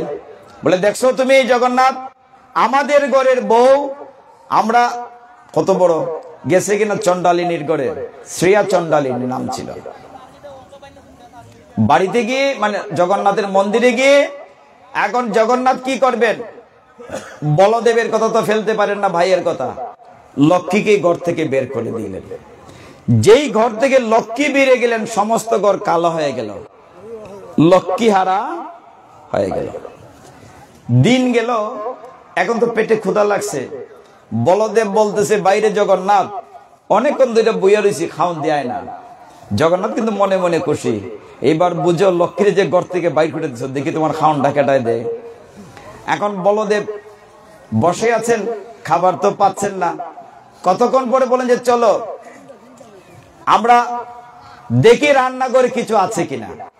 বলদেব জগন্নাথ রান্না করে দিকেন, খাবার থাকবো দূরের কথা, চুলা সব ভাঙ্গা, যে চুলা টুলা সব ভাঙ্গা। লক্ষ্মীর সাথে যে পরিচারিকা ছিল, দাস দাসী, ওরাও লক্ষ্মীর সাথে চলে গিয়েছে। তখন চিন্তা করলো যে দেখো ঘরে কোনো শুকনা খাবার আছে কিনা, খাওয়ার যায় কিনা। এখন বলদেব জগন্নাথ খুঁজে দেখে ঘরে কিচ্ছুই নাই, মাকড় সার জাল একদিনে বান্ধা গেছে। পেটের ক্ষুধা কি মানে? বলদেব বলতেছে, তাহলে কি করা যায়? কয়েকটা কাজ করো, আমরা দুইজনে এই দরিদ্র ব্রাহ্মণের বেশে গিয়ে ভিক্ষা করি, তো খাওয়ান তো লাগবে। এখন লক্ষ্মী হারা মানে কি, সমস্ত চেহারাও নষ্ট হয়ে গেছে। জগন্নাথ বলদেব যখন গিয়েছেন বাইরে ভিক্ষার জন্য, তারা দেখেই সবাই দরজা বন্ধ করে, যে না পছন্দ হয় না, সারাদিন খাবার নাই, পেটে ক্ষুধা। বলদেব বলতেছে, বাইরে ক্ষুধায় তোর বাঁচে না, কি করা যায়? বলে, অমুক কান উৎসব হইতেছে, চলো ওইখানে যাই, এখানে সন্ধ্যাবেলা যদি কিছু পাওয়া যায়। তো ওই মন্দিরের সামনে সব লাইন দিয়ে বসছে প্রসাদের জন্য। লক্ষ্মী দেবী সূর্যদেবকে বলছেন, তুমি যত ফারাজকে ভোল্টেজ বাড়াই দাও, দেখি এরা কত সহ্য করতে পারে। আমাকে ঘর থেকে বের করে দিছে, দেখা যাক লক্ষ্মী ছাড়া কেমনে ঘর চলে। লাইন দিয়ে সকলেই বসছে প্রসাদ নিতে, জগন্নাথ বলদেব বসছেন প্রসাদ নিতে। কি দুর্ভাগ্য, যেই প্রসাদ দিতে আসছেন ওই দিন ওই মন্দিরে খই আর মুড়ি দেওয়া হয়েছে, তো তারাও লাইনে বই হাত বাড়াইছে। লক্ষ্মী দেবী পবন দেখকে বললেন, তোমার যত শক্তি আছে চালাও দেখি। যেই খই মুড়ি হাতে নিছে সমস্ত বাতাসে উড়াই লেগে গেছে। হরি বল। লক্ষ্মী না থাকলে কপালে থাকতো না, তো সমস্ত খই মুড়ি উড়াই নিয়ে গেছে। পেটের ক্ষুধা গেছে। একটা পুকুর দেখেছেন, একটা সবুজ বৃক্ষ, অভাগা যেদিকে যায় সাগরও শুকিয়ে যায়। পুকুরের কাছে গেছে, চলো ভাই একটু জল পান করে জীবনটা বাঁচাই, তৃষ্ণা নিবাই। এত গরম পড়ছে বুঝতেছি না। লক্ষ্মী দেবী তো সূর্যকে আদেশ দিচ্ছেন, আজকে তুমি ভোল্টেজ বাড়াই দাও, দেখে এরা কত সহ্য করতে পারে। পুকুরের কাছে গিয়েছেন, পুকুরের জল শুকাই গেছে। কচি পাতাকে জীবন নির্বাহ করবেন, কচি পাতা শুকিয়ে ঝরঝর করে পড়ে গিয়েছে। সন্ধ্যা হয়ে গেছে, সারাদিন পেটের ক্ষুধা, হাঁটতে হাঁটতে রাত হয়ে গেছে। চারদিকে এরকম খোলা জায়গা, অনেক দূরে দেখেন একটা গ্রামে বাতি জ্বলতেছে, চলো আমরা ওইখানে যাই, যদি কোনো খাবার পাই। জগন্নাথ বলদেব যেতে যেতে ওই দূরের একটা দেখেন একটা ভাঙ্গা কুড়ে ঘরে একটু বাতি জ্বলে মিটমিট করে, ওই ঘরে গেলেন। বলদেবের কিন্তু তখনও না কুসা কমছে না। উনি গিয়ে বলেন, এই তোমরা ঘরে কে আছো, গৃহস্থ কেউ আছো? বলেন আমরা আছি। কেন? বলে দেখো আমরা কিন্তু তোমরা ফাঁক খাই না, আমরা আবার সপাকি। বলরামের একটু না কুসা তো বলছে, আমি কিন্তু সপাকি, তোমরা যদি তাও এই চাল ডাল লবণ মরিচ দাও আমরা রান্না করে খাই। অর্ধেক রাত চলে গিয়েছে, বুড় হয়। বলদেব বললেন, ভাই জগন্নাথ তুমি রান্না করো, আমি স্নানটা সাইডাই, ফত হয়ে গেছে গেত, স্নান কইরাই প্রসাদ পাইব। অগ্নিদেবকে লক্ষ্মী দেবী নির্দেশ দিলেন, বলেও এরা সোলার দুঃখ না, দেখে এরা কেমনে কি করে। এখনকার ছেলে মেয়েরা সুঙ্গা চিনেননি, ফুদিয়া যে সোলা জ্বালায়, যা এলাকায় মানুষে চিনে, শহরে সুঙ্গা চিনে না। এক জায়গায় ফাটো গেছি, এক ভদ্র যাক বলিটা, উনি বলতেছে, প্রভু দান গাছে কি তক্তা হয়? আমি দান গাছের তক্তা হয় যদি গাছ আপনি লাগাইতে পারো। মানে ব্যাপারে আমরা ওই কোলা ডিঙ্গি চুঙ্গা এগুলা থেকে দূরে সরে গেছি তো মডার্ন হতে। তো জগন্নাথ চুঙ্গা দিয়ে খুব ফুয়াইতেছেন, কিন্তু লাকড়ি তো আর আগুন জ্বলে না, ধুমায় একেবারে কাতর। বলদেব স্নান করে এসে বলছে, এই রান্না হয়েছে, খাবার দাও, পেটের ভিতরে ছুচু করতেছে। দেখা গেল আগুনই জ্বালাইতে পারছেন, তো তুমি সরো আমি করি। তখন বলদেব যখন সুঙ্গা নিয়ে ফু দিছেন, নাকে মুখে ধুমা ডুইকে হাসতে হাসতে শেষ, আগুন আর জ্বলছে না। বুড় হয়ে সকাল হয়ে গেছে, এখন পেটের ক্ষুধায় কি আর অবস্থা মানেনি। তখন বলদেব বলছেন, ওই গৃহস্থরে ডাইকা, এই তোমাদের ঘরে কে আছে? আমরা রান্না করতে পারি নাই, এখন তোমাদের ঘরে যা আছে তাই দেও, আগে ক্ষুধা নিবৃত্ত করি। হরি বল। এখন আর উষা যাত না, যখন তোমরার ঘরে যা আছে তাই দিয়ে আমরা খাই, ক্ষুধা নিবৃত্ত করি। সকাল হয়ে গেছে, দেখা গেল কি দুই ভাই বসছেন খেতে। ব্রজে যারা দেখেছেন ওইখানে মাতাজিরা লম্বা ঘুমটা দেয়, তাই না প্রভু? ঘুমটা লম্বা থাকে। একজন মাতাজি লম্বা ঘুমটা দিয়ে খাবার পরিবেশন করতেছে। এখানে আপনারা বলতে পারবেন, ছেলেমেয়েরা বলতে পারবে, প্রত্যেকের হাতে রান্নার কিন্তু আলাদা একটা টেস্ট আছে। খাবার খাইলেই বোঝা যায় এটা মা রাঁধছেন না জেঠিমায় রাঁধছেন, বোঝা যায় না, আলাদা আলাদা টেস্ট। এখন জগন্নাথ বলদেব পেটের ক্ষুধায় বেদুমসে খাইতেছে, খুব গুগ্রাসে গেলতেছে। জগন্নাথ বলছে, দাদা এই খাবারটা যেন সিনা সিনা লাগে, এই খাবারটা যেন কোথায় খাইছি। বলদেব বলে, পরে কথা আগে খাইয়া লই। মানে পেটে তো ভীষণ ক্ষুধা, খেতে খেতে বলছে, তাই তো এই খাবারটি যেন পরিচিত মনে হচ্ছে, কোথায় জানি খাইছি এই খাবারটা। কতক্ষণ পরে দেখা গেল তাদের যখন খাবার শেষ হলো, একটি বড় পাত্রে করে অনেকগুলা পিঠা নিয়ে আসা হয়েছে, মালপা পাটিসাপটা। জগন্নাথ বলতেছে, দাদা আমরা যে খাবার পরে পিঠা খাই, এই বাড়ির লোকে জানলো কেমনে? নিশ্চয়ই কোন একটা ঘটনা এখানে আছে। বলছে, তাই তো আমরা যে খাবারের পরে পিঠা খাই, জগন্নাথের মন্দিরে কিন্তু পিঠা দেওয়া হয়, মানে প্রত্যেক বেলাতেই খাবারের পরে রথের সময় তো বিশেষ করে অনেক পিঠা দেয়া হয়। তো বলদেব বলছেন যে আমরা যে খাবারের পরে পিঠা খাই, এই বাড়ির লোকে জানলো কেমনে? এই মাতাজি ঘুমটা তুলো, দেখি তুমি কে। মানে লম্বা ঘুমটা তো যিনি পরিবেশন করছেন।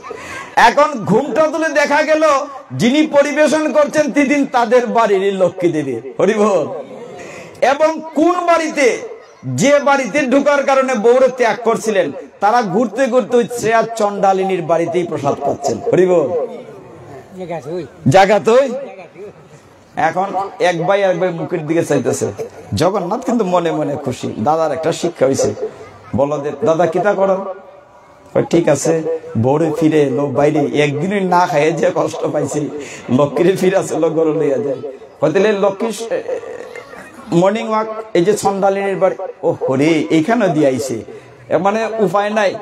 দাদা কিতা সিদ্ধান্ত কিতা? জগন্নাথ তো জানে একটা সিদ্ধান্ত হইবে। ঠিক আছে, সিদ্ধান্ত একটা দিয়ে দিলাম। বলে কি, যে আমাদের ঘরের বউ সবার ঘরেই যাবে, উসানিসা জাত নাই, তবে অন্তত সপ্তাহে একদিন বৃহস্পতিবারে সবার বাড়িতে যাইতে পারবে। ঠিক আছে, এটি বলা ফাঁস আইন করা হইল। এরপর থেকে লক্ষ্মী দেবী প্রত্যেক বৃহস্পতিবারে কুজেন কার বাড়িতে আহ্বান করা হচ্ছে তিনি জানা। এই হচ্ছে যে ঘরের গৃহের সৌন্দর্য হচ্ছে লক্ষ্মী। মায়েদেরকে সুযোগ দিতে হবে সন্তানকে ভগবতমুখী করার জন্য। আমরা গীতা থেকে আর একটা শ্লোক বলে শেষ করব, যদি আপনারা অনুমতি দেন তাহলে মহাপ্রসাদের একটু মাহাত্ম্য আস্বাদন করব। কালকে যেহেতু মহাপ্রসাদ হবে, দেখেন আপনারা যদি ঘরে ঘরে যদি চাউল ডাল, বলেন বলেন প্রভু বলেন, ভালো লাগছে, আমরা একটু ভাগবত থেকে। ঠিক আছে, অসুবিধা নেই। ওই যে প্রোগ্রামে পাই নাই তো, লাগবে না, অসুবিধা নেই, ভাগবত থেকে কথা বলবো। ভেরি গুড, আমার আপত্তি নাই তো। আমি তো প্রথমেই বলছি আপনারা যেটা চান সেটি হবে। আমরা ভাগবত থেকে আলোচনা করি। দুটো বিষয়, গীতা হচ্ছে ভগবানের মুখের বাণী, আর ভাগবত হচ্ছে ভগবানের জীবনী এবং অন্যান্য কাহিনী। ভাগবতে, গীতায় আছে মাত্র 700 শ্লোক, আর ভাগবতে আছে 18,000 শ্লোক। ভাগবতে আছে 12টি স্কন্ধ। দুর্ভাগ্যজনক সত্য, যারা ভাগবত পাঠ করেন এসেই 10ম স্কন্ধে ঢুকেন, যেখানে ওই রাসলীলা কৃষ্ণ কাহিনী আছে। কিন্তু এছাড়া আরো 11টি স্কন্ধ আছে যেগুলো নিয়ে আলোচনা করা হয় না। অজামিলের কাহিনীটা আমি 6ষ্ঠ অধ্যায় থেকে আলোচনা করেছি, এটা ভাগবতের কাহিনী। ঠিক আছে, তো ভাগবতের কৃষ্ণের একটা আলোচনা করি, মন দিয়ে শুনেন। ভগবান যখন ছোটবেলা ব্রজ থেকে মথুরায় চলে আসেন, আমি খুব খুশি হয়েছি, আপনাকে প্রণতি জানাই, খুব সুন্দর একটা কথা বলেছেন। ভক্তের ইচ্ছাই তো সবকিছু। ভগবান একটা বিষয় খেয়াল করেন, আমরা যে রাধা কৃষ্ণের লীলা দেখি টেলিভিশনে যুবক যুবতী বয়সে, ভাগবতে কিন্তু এটা নাই। ওই জায়গাটা কিন্তু আমাদের জন্য ক্ষতিকারক হচ্ছে। ভগবান ব্রজে ছিলেন সর্বোচ্চ 11 বছর, 10 বছর 8 মাস, বলেন 12 বছরই ছিলেন। 12 বছর একটা কিশোর, একটা শিশু। বাংলাদেশ গভর্নমেন্টের নিয়ম অনুযায়ী 18 বছর বয়স রাখতে আমরা শিশু বলি। এরপরেই তাকে অক্রুরে রথে করে ভগবানকে, বলরামকে মথুরায় নিয়ে যায় কংসকে ধ্বংস করার জন্য। তিনি এখানে ছিলেন গড়ে 12 বছর, মথুরায় ছিলেন 13 বছর, 12 আর 13 15 বছর, 12 আর 13 25 বছর। 25 বছর তিনি দ্বারকার রাজা ছিলেন, 100 বছর, 125 বছর লীলা করেছিলেন ভগবান। কাজে খুব অল্প বয়স ছিলেন ব্রজে, তিনি আর ব্রজে কখনোই ফিরে আসেন নাই। তিনি যখন ব্রজে ছিলেন, ব্রজে থেকে যখন মথুরায় গিয়েছিলেন, ভগবানের একজন বন্ধু ছিল সুদামা, নাম শুনেছেন আপনারা? সুদামা। সেটি শ্রীমদ্ ভাগবতম 10ম স্কন্ধের 80-81 অধ্যায় 1176 পৃষ্ঠা থেকে। ভগবান যখন চলে আসেন মথুরাতে, এসে তার বন্ধু সুদামা এবং বলরাম সহ জীব শিক্ষা দেওয়ার জন্য, ভগবানের তো কিছু শিক্ষার দরকার নাই, তিনি জীব শিক্ষার জন্য শান্তিপুর নীলমণির আশ্রমে লেখাপড়া করতে গিয়েছিলেন। কতদিন? মাত্র 64 দিন, অনলি 64 ডেজ। 64 দিনে ভগবান 64 কলা বিদ্যা অর্জন করেছিলেন। তার সাথে তার ক্লাসমেট ছিল সুদামা। সুদামা বিপ্র, বড় দরিদ্র, এত দরিদ্র কিন্তু এত কৃষ্ণের ভক্ত, এই যে আপনাদের মতো এত ভক্ত সুদামা। হে ভক্তগণ, তিনি ভগবানকে নিবেদন না করে কিছু গ্রহণ করেন না। একদিন তখন ভগবান দ্বারকার রাজা, বিশাল রাজ্যের মালিক, তিনি ভোরবেলা উঠে বাঁশুরি বাজাচ্ছেন কৃষ্ণ, ভোরবেলা। এমন সময় ভগবানের মনটি খুব খারাপ, এত মন খারাপ, তিনি বাঁশুরি বাজাচ্ছেন। ভগবানের যে প্রধান মহিষী, তার নাম রুক্মিণী। রুক্মিণী, সত্যভামা, জাম্বুবতী, 16,108 মহিষী। রুক্মিণী ভগবানকে জিজ্ঞাসা করলেন, হে অনাদিরাদি গোবিন্দ, তোমার মনটি এত খারাপ কেন?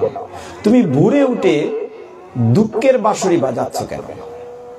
ভগবান বললেন, রুক্মিণী দেখো, তুমি দেখতে চাও, ওই দেখো। তখন সিনেমার স্ক্রিনের মতো রুক্মিণী দেখলেন একজন শুকনা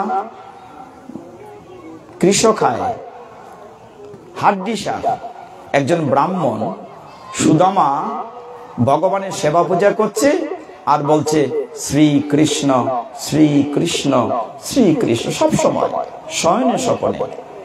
একদিন রাত্রেবেলা দেখাচ্ছেন তিনি 5 ঘরের বেশি ভিক্ষা করতেন না। কয় ঘর ভিক্ষা করতেন? মাত্র 5 ঘর। পেলে পেলেন, না পেলে নাই। তিনি দেখলেন একদিন ভিক্ষা করে রাত্রিবেলা কিচ্ছু পান নাই, একখানা তন্ডুল মানে চাল, একটা চাল। তাও যখন তার স্ত্রীর নাম হচ্ছে বসুন্ধরা, সুদামার স্ত্রীর নাম বসুন্ধরা। বসুন্ধরা বলছে, আজকে তো কিছু ভিক্ষা পাওনি, কি খাবে? দেখো কিছু আছে কিনা। দেখলেন পাত্রের ভিতরে একখানা চাল, সেইটাও অর্ধেক ভেঙ্গে গোবিন্দকে দিলেন, অর্ধেক গ্রহণ করলেন। তখন রুক্মিণী বলছেন, দেখেছে আমার কত বড় ভক্ত, একটা চাল তাও আমাকে না দিয়ে সে গ্রহণ করে। এত দরিদ্র সুদামা বিপ্র, তার বস্ত্র ছিঁড়া, ধুতি ছিঁড়া, তার স্ত্রীর বস্ত্র ছিঁড়া, ছেলেমেয়েরা না খেয়ে দিন কাটে। রাত্রে যখন শুয়েছে, সুদামা নিজের হাতে কাপড় সেলাই করে দিচ্ছেন, তার স্ত্রীর মাথার আঁচল সেলাই করে দিচ্ছেন। একদিন কোনো খাবার নাই, বাচ্চারা না খেয়ে শুয়ে আছে। তাদের প্রতিবেশীতে একজন ভাই ছিল, তার নাম চক্রধর। ওই এলাকার রাজার দরবারে সে গান বাজনা করত। সুদামার স্ত্রী বারবার বলছে, হে সুদামা, হে স্বামীবর, তোমার বন্ধু শুনেছি এখন দ্বারকার রাজা, তুমি যাও না তার কাছে, কিছু তো নিয়ে আসতে পারো। আমার যে সংসার চলে না, ছেলে মেয়েরা না খেয়ে আছে, তুমি যাও না তার কাছে। যাব। চক্রধর এসে বলছে, দাদা তুমি চলো রাজার কাছে, আমাদের এলাকার রাজার কাছে। তুমি তো অনেক জ্ঞানী, তুমি যদি 2টা গান রাজাকে শোনাও, রাজা খুশি হয়ে তোমাকে উপহার দেবে। হে ভক্তগণ, একদিন সুদামা বিপ্রের সাথে চক্রধর সহ স্থানীয় রাজার বাড়িতে গিয়েছে। রাজা বলছে একে, রাজা সুরা সাক্ষী নিয়ে ব্যস্ত, মদ নারী নিয়ে ব্যস্ত। চক্রধর বলছে, আমার ভাই, পাড়ার ভাই সুদামা, সে খুব ভালো গান জানে, কবি। ও তাহলে আমার একটা প্রশংসা শোনাও।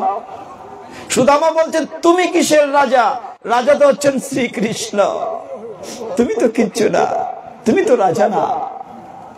রাজা প্রচন্ড রাগ করলেন, ওকে আমার সামনে থেকে তাড়িয়ে দাও। চক্রধর বললেন, তুমি একটু রাজার প্রশংসা করো না। সুদামা তখন আবার বলছেন, হে রাজন, তুমি রাজা না, আমার রাজা হচ্ছেন অনাদিরাদি গোবিন্দ শ্রীকৃষ্ণ, তুমি তো কেউ না। তোমাকে রাজা বানিয়েছেন তাই তুমি রাজা, তুমি আজকে আছো কালকে নাই।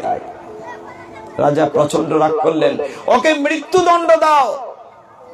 চক্রধর অনুরোধ করলেন, হে রাজন, আমি ওকে ডেকে এনেছি, তুমি কৃপা করে ওকে ছেড়ে দাও, না ওকে মৃত্যুদণ্ড, সে আমার বদনাম করেছে। চক্রধরের অনুরোধে বলো যে তাহলে উপর থেকে ফেলে দাও, 3 তলা থেকে। কি করা হলো?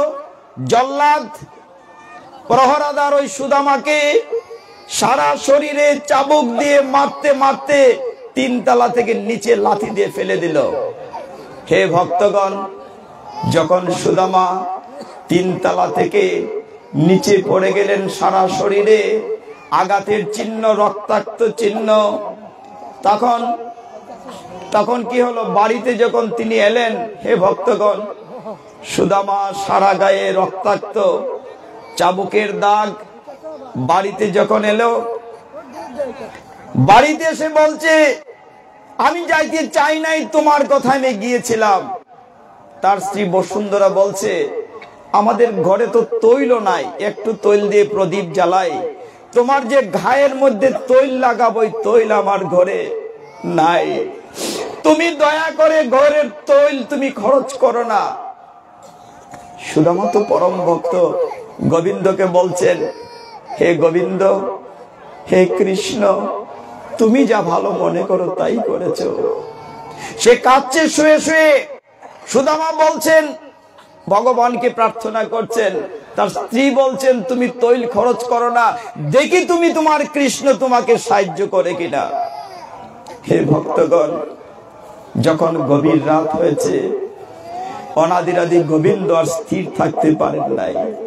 তিনি নিজে তার পাত্রতে করে ননি নিয়ে এসেছেন সুদামার কাছে। ননি নিয়ে এসে সুদামার ঘায়ে তিনি লেপন করে দিচ্ছেন। এইদিকে খাটের নড়াচড়ার কারণে বসুন্ধরার ঘুম ভেঙেছে। বসুন্ধরা বলছে, তুমি কি তৈল খরচ করে গায়ে মাখছো?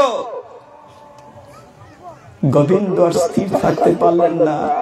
তিনি নিজে মাখনের পাত্র এনে, ননি এনে সুদামার গায়ে মালিশ করে দিচ্ছেন, ক্ষতস্থানে লাগিয়ে দিচ্ছেন। বসুন্ধরার ঘুম ভাঙল।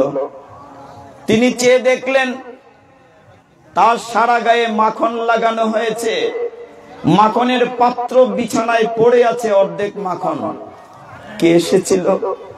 স্বয়ং কৃষ্ণ। স্বয়ং কৃষ্ণ তার ননির পাত্র নিয়ে এসে তার গায়ে লেপন করে দিয়েছে। ভক্তের অধীন ভগবান। সুদামা, তুমি যাও না একটিবার তোমার বন্ধুর কাছে, তোমার বন্ধু তো এখন দ্বারকার রাজা, তুমি যাও না তার কাছে।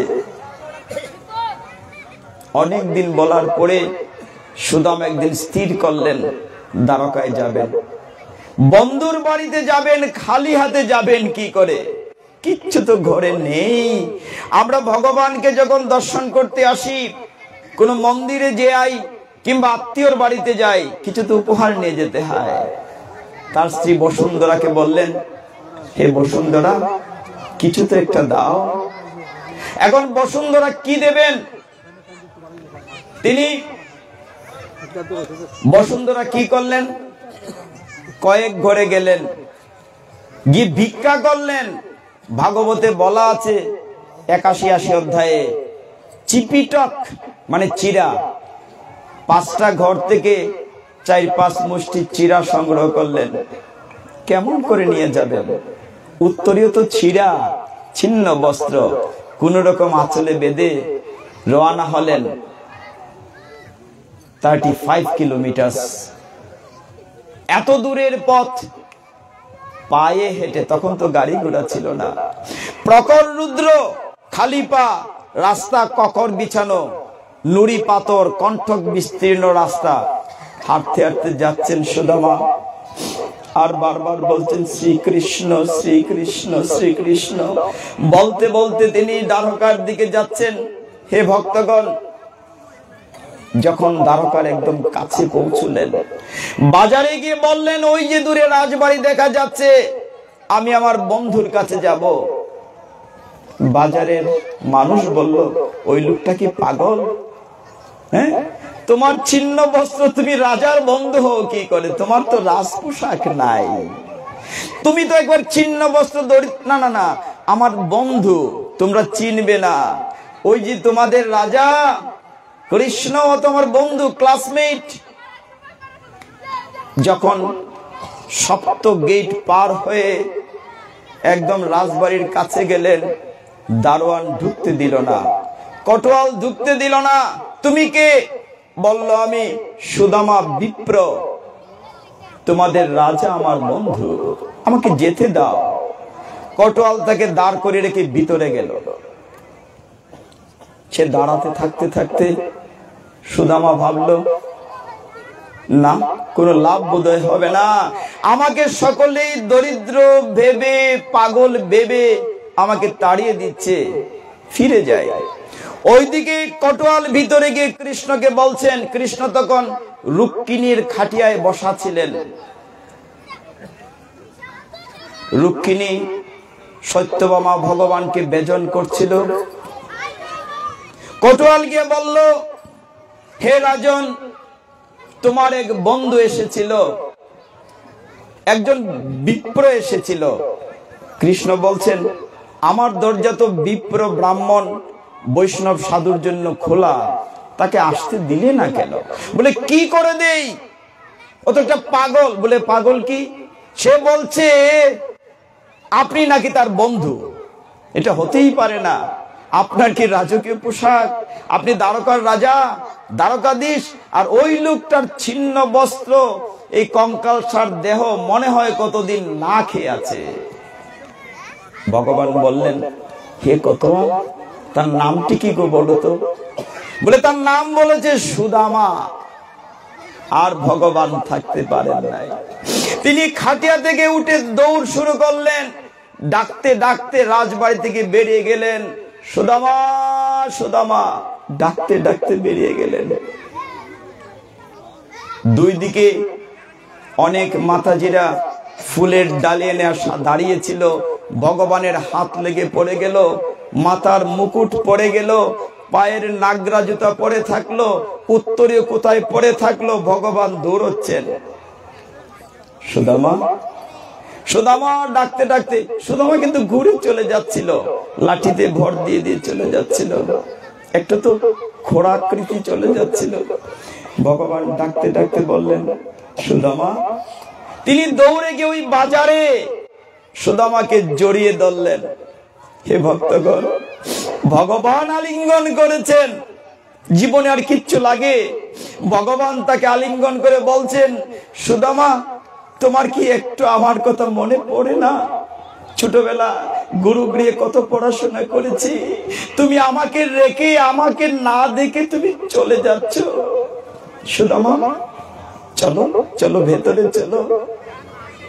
ভগবানের পবিত্র আলিঙ্গন পেয়ে সুদামার জীবন আজ ধন্য হয়ে গেল।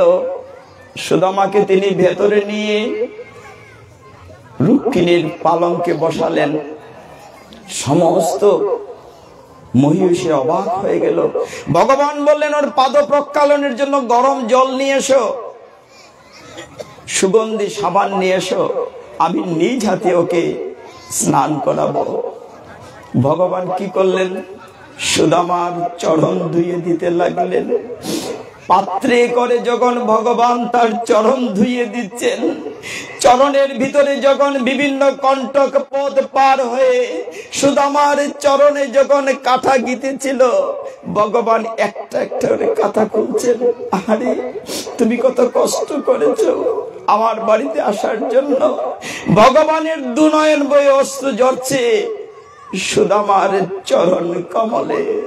ভগবান তার অশ্রু জল দিয়ে সুদামার চরণ দুখানা ধরিয়ে দিচ্ছেন, সেই পাদুদক ভগবান গ্রহণ করছেন। হে ভক্তগণ, কি কত বড় বৈরাগ্য ভগবানের! তিনি সুদামার চরণ দুখানা নয়ন জলে ধুয়ে দিচ্ছেন, নিজের হাতে অভিষেক করাচ্ছেন, পায়ের কাঁটা পরিষ্কার করছেন, রক্তাক্ত হয়ে গিয়েছে সুদামার চরণগুলো। হে ভক্তগণ, ভগবান নিজে সেই পাদুদক গ্রহণ করেছেন। সুদামা, তুমি চলে গেলে, হ্যাঁ, আমাকে না দেখে তুমি চলে যেতে পারলে। সুন্দর করে নতুন কাপড় পরিয়ে নিজের হাতে খাওয়ালেন। সুদামা, তুমি ভুলে গিয়েছো ছোটবেলা আমরা শান্তিপনি মুনির আশ্রমে একসাথে পড়াশোনা করেছি, তুমি আমার কত বড় বন্ধু, তুমি ভুলে গিয়েছো? একদিন গুরুদেব আমাদেরকে জঙ্গলে পাঠিয়েছিলেন সুমেধ যজ্ঞের লাকড়ি সংগ্রহের জন্য। তুমি খুব খেতে ভালোবাসতে, গুরুমা আমাদের দুইজনের জন্য খাবার দিয়েছিলেন। তুমি গাছে চড়েছিলে, প্রচন্ড ঝড় বৃষ্টি হয়েছিল, সমস্ত বন জঙ্গল একাকার হয়ে গিয়েছিল, রাস্তা হারিয়ে ফেলেছিলাম, গাছে চড়েছিলে, সমস্ত খাবার তুমি একা খেয়েছিলে। আমি যখন চাইলাম, তুমি বললে কৃষ্ণ সব পড়ে গিয়েছে, তুমি খেতে ভালোবাসতে সুদামা, আমি তোমাকে খাইয়ে দিচ্ছি আজকে।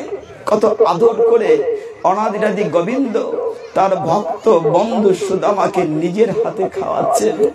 হে ভক্তগণ, জীবনে এই দৃশ্য কখনো ভোলার নয়। সারাদিন চলে গিয়েছে, সন্ধ্যার পরে কৃষ্ণ বলছেন, সুদামা, তুমি তো অনেকদিন পরে এসেছো, আমার বন্ধু পত্নী বসুন্ধরা আমার জন্য কিচ্ছু দেয় নাই, আমার জন্য ভগবান তো অন্তর্যামী, সবই তো জানেন। তিনি বলছেন, তুমি কিচ্ছু আনোনি আমার জন্য? সুদামা ওই গাঠটি, চিরার গাঠটি লুকাচ্ছে বালিশের নিচে, পিছনে লুকাচ্ছে। কি করে দেয়? রাজা মহারাজাকে চিরা দেয় কি করে? লুকোচ্ছে। দুই বন্ধু তখন জড়াজড়ি করে। কৃষ্ণ বলছেন, তুমি নিশ্চয়ই কোনো মূল্যবান উপহার এনেছো, আমাকে দাওনি তুমি? দেখি দেখি তুমি কি এনেছো। ও, তুমি লুকিয়ে রেখেছো আমার জন্য, আমার বন্ধু পত্নী দিয়েছেন বসুন্ধরা। গাইড খুলে দেখেন চিরা। আহারে, আমি কত ভালোবাসি, হ্যাঁ, আমি চিরা। এটা নিয়ে দিন ভগবান এক মুষ্টি খেয়েছেন। যে এক মুষ্টি মুখে নিয়েছেন, স্বর্গমত্র পাতাল সব দান হয়ে গিয়েছে। আরেক মুষ্টি নিয়েছেন, আরো সব চলে যাচ্ছে। লক্ষ্মী দেবী রূপী রুক্মিণী এসে থাবা দিয়েছেন, হে অনাদিরাদি গোবিন্দ, তোমার বন্ধু পত্নী একদম সুরিত খাবার পাঠিয়েছে, তুমি একাই খাবে, আমরা খাবো না। এত অমৃত তোমার বন্ধু পত্নী পাঠিয়েছে, তুমি একা খাবে। তখন রুক্মিণী দেবী থাবা দিয়েছেন, সত্যভামা তারাও গ্রহণ করেছেন। সারাদিন রাত চলে গিয়েছে। অন্তর্যামী ভগবান শ্রীকৃষ্ণ তার কাছে চাইতে গিয়েছিল স্ত্রীর কথায়। সুদামা কিচ্ছু চাইতে পারে নাই, ভুলে গিয়েছে। হে ভক্তগণ, কিচ্ছু যাবে না সাথে। যদি অনাদিরাদি গোবিন্দের কথায় দুটি ফুটা অশ্রু জল দিতে পারি, তবেই তো আমার পাপ দেহ থেকে কিছুটা স্খলন হবে। কিচ্ছু যাবে না সাথে। ভগবান বিশ্বকর্মাকে পাঠিয়ে দিয়েছেন, যাও সুদামার ভাঙ্গা ঘর ঠিক করে দিয়ে আসো। যখন বিশ্বকর্মা গিয়েছে, তখন বসুন্ধরা বলেছেন, এই গ্রামে আমার যেমন ভাঙ্গা ঘর আরো আছে, যদি দিতে হয় সবার ঘর তুমি রাজবাড়ি বানিয়ে দাও। লক্ষ্মী দেবীকে পাঠিয়েছেন। একইভাবে বসুন্ধরা বলেছেন, যদি দিতে হয় সবার ঘরে তুমি ধন দাও, আমার একা দিলে হবে না। পরের দিন সুদামা বিদায় নিয়ে চলে আসবেন। রওনা হয়েছেন, কিচ্ছুটি চান নাই কৃষ্ণের কাছে।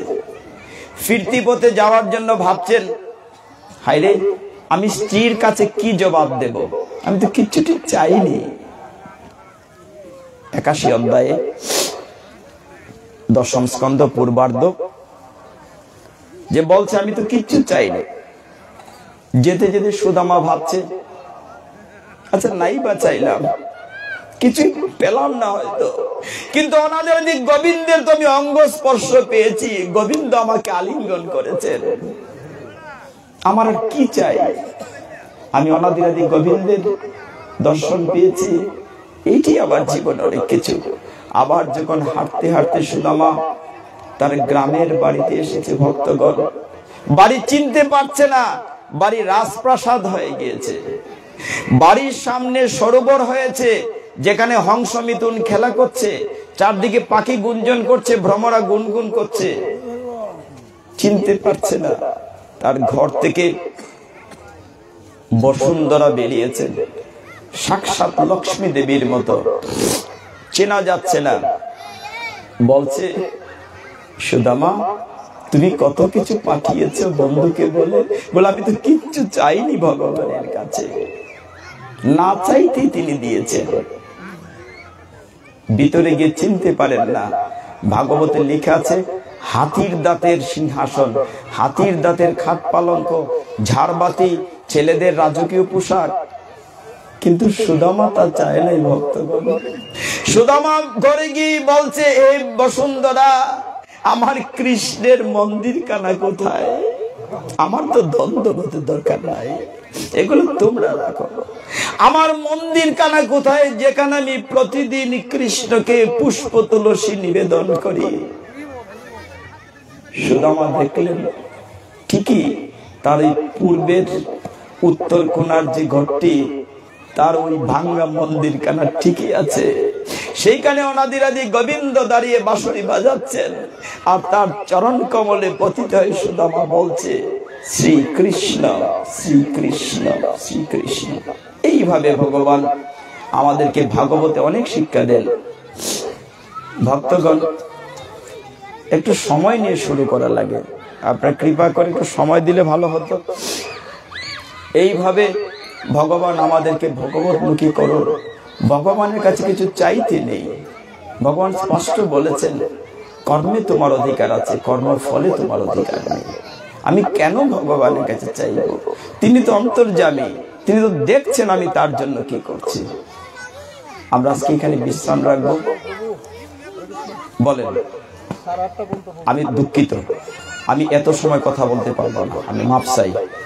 এখন দেখেন 8টা বাজে প্রায়, আপনারা শুরু করেছেন 6টায়, প্রায় 2 ঘন্টা। ঠিক আছে, এটা আসলে পানিশমেন্ট হয় আমার জন্য।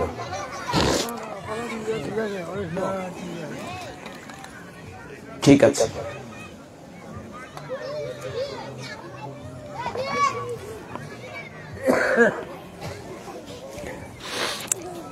অনাদিরাদি গোবিন্দ বলছেন, আমরা আবার জায়গায় ফিরে আসি। ভগবান বলছেন, ইয়ত করোসি ইয়ত নাসি, তুমি যা করো, যা খাও, যা হোম করো, যা যজ্ঞ করো, তুমি আমাকে নিবেদন করে খাবে। সমস্ত বিশ্ব ব্রহ্মাণ্ডের মালিক আমি। আমার জিনিস যদি আমাকে না দিয়ে খাও, তো চুরির জিনিস খাচ্ছ, চুরি করে খাচ্ছ। ঠিক ওই জায়গাটিতে আমি বলতে চাচ্ছিলাম, ভাগবতে আছে, আমরা যদি ঘরে রান্না করি, একদম ঘি দিয়ে, খুব ভালো মশলা দিয়ে যদি খিচুড়ি রান্না করি, যে স্বাদ হবে। এরকম উৎসবে যখন মহাপ্রসাদ বিতরণ হয়, ডাল সিদ্ধ হয় নাই, আলু সিদ্ধ হয় নাই, কিন্তু কত স্বাদ। অমৃত না প্রভু? একদম গরম গরম খিচুড়ি, পাতলা, কিন্তু কত স্বাদ। ডিফারেন্স আছে কিনা? ঘরে যদি ঘি দিয়েও রান্না করেন, এরকম স্বাদ হবে না। কেন? এটা ভগবানকে নিবেদন করা হচ্ছে, মহাপ্রসাদ। প্রসাদকে বলা হচ্ছে শাস্ত্রে ভবরোগের মহা ঔষধ। প্রসাদ হচ্ছে ভবরোগের মহা ঔষধ। একবার নারদ মুনি, আপনাদের সব জায়গায় দেখেছি, এখানে আছে কিনা, একটা শিব ঠাকুরের একটা বিগ্রহ রাখা হয় বাইরে উৎসবে। সব জায়গায় রাখে কিনা, এখানে আছে কিনা আমি জানি না।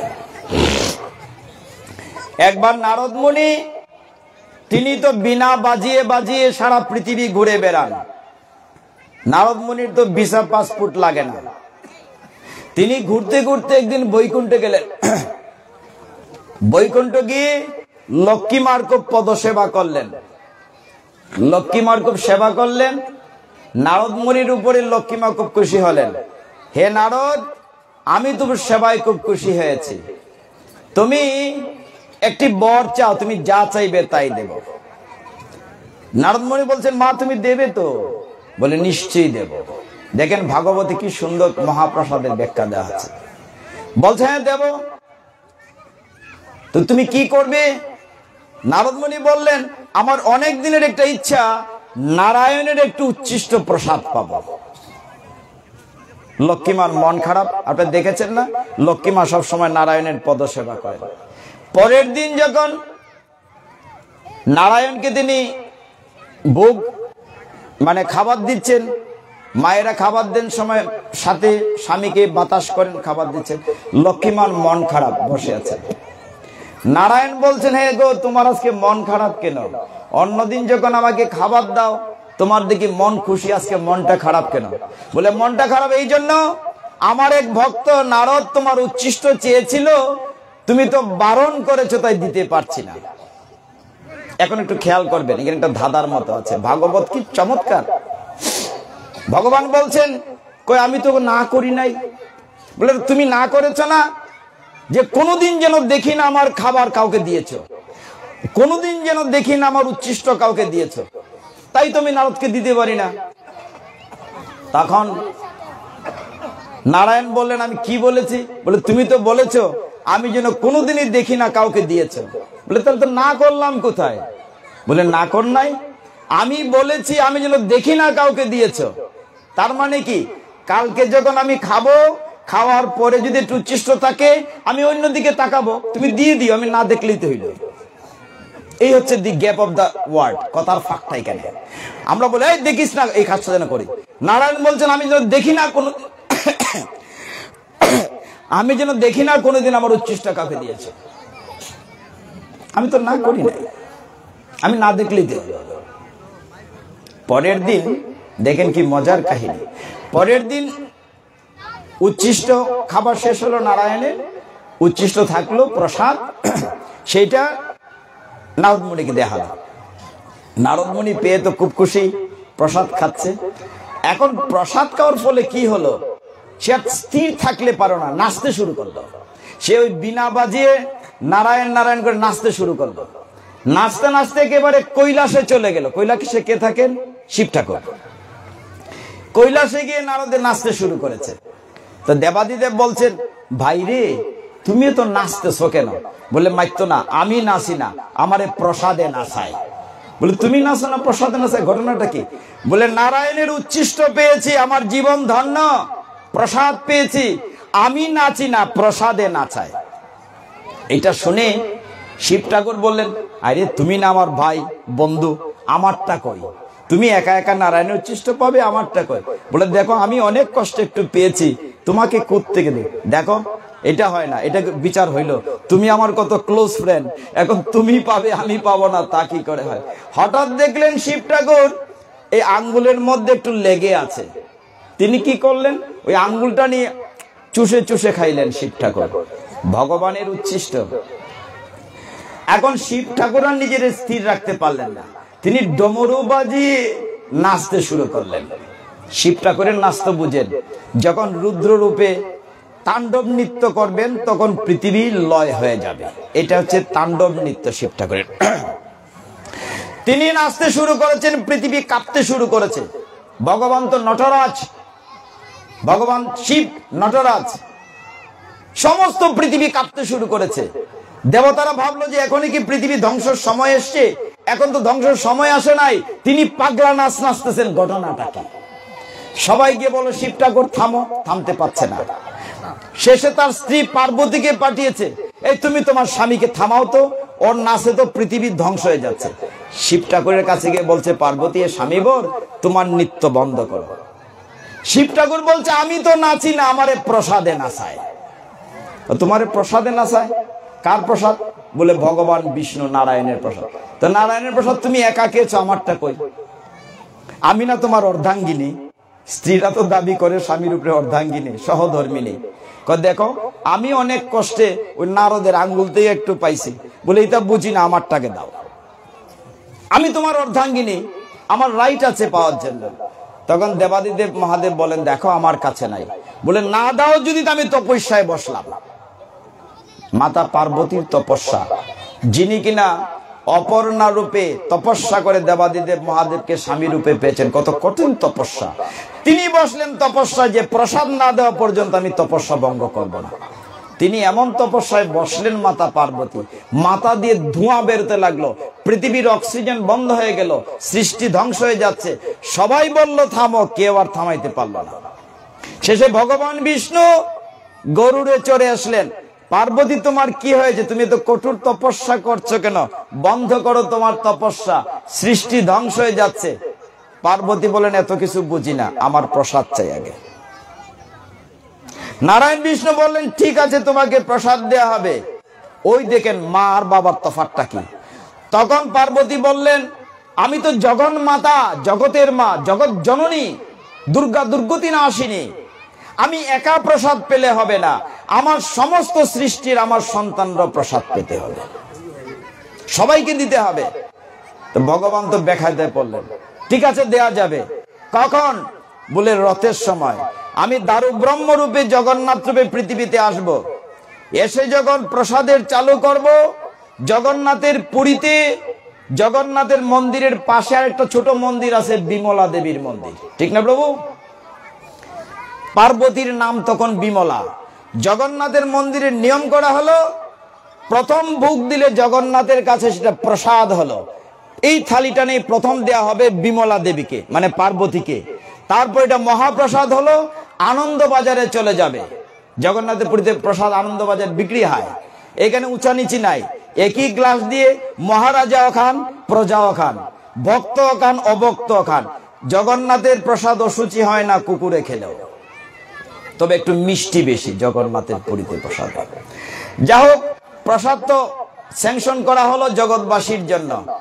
তখন বিমলা দেবী বললেন, মজার জায়গাটা ওইখানে শেষ করব, বললেন যে শিব ঠাকুর যে আমারে প্রসাদ দেয় নাই, তার একটু পানিশমেন্ট, একটু শাস্তিও দরকার না?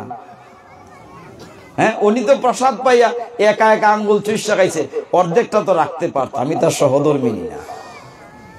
ভগবান বললেন, তাই নাকি? এই ভোলানাথ তো সবসময় বিপদে আমাদেরকে সাহায্য করে।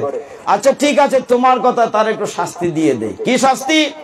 যত মন্দির থাকবে শিব ঠাকুর হবে ওই মন্দিরের সিকিউরিটি গার্ড, শিব ঠাকুরের মন্দির থাকবে বাইরে, মূল মন্দিরের বাইরে। বললেন তথাস্তু।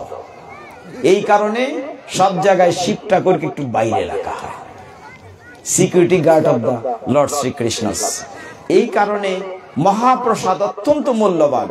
আপনার কৃপা করে ডিফারেন্সটা যে বললাম, ঘরে খিচুড়ি আর বাইরের প্রসাদ, রাত দিন তফাৎ হবে, কারণ এটা ভগবানের আস্বাদন হচ্ছে। আপনার কৃপা করে চেষ্টা করবেন প্রসাদ গ্রহণ করতে, প্রসাদেরকে অমর্যাদা করবেন না। অনেক জায়গায় দেখি আমরা যে প্রসাদ রাস্তায় ফেলে দেন, মাঠে ফেলে দেন। প্রসাদ ফেলবেন না, নষ্ট করবেন না, প্রয়োজনে বারবার দিবেন, কিন্তু নষ্ট যাতে না হয়। প্রসাদের খুব মূল্য আছে, একটা দানা প্রসাদের অনেক মূল্য আছে। প্রসাদের মর্যাদা রক্ষা করবেন। আমার ভুল ত্রুটি ক্ষমা করবেন। ভবিষ্যতে যদি কোন সময় আসি, আমরা একটা সময় দিতে চেষ্টা করব। আজকে আমরা এখানে বিশ্রাম রাখবো। গীতার একটি শেষ শ্লোক বলে, একটা শ্লোক বলে শেষ করব। ভগবান বলছেন যে তোমরা যদি কিছুই করতে না পারো,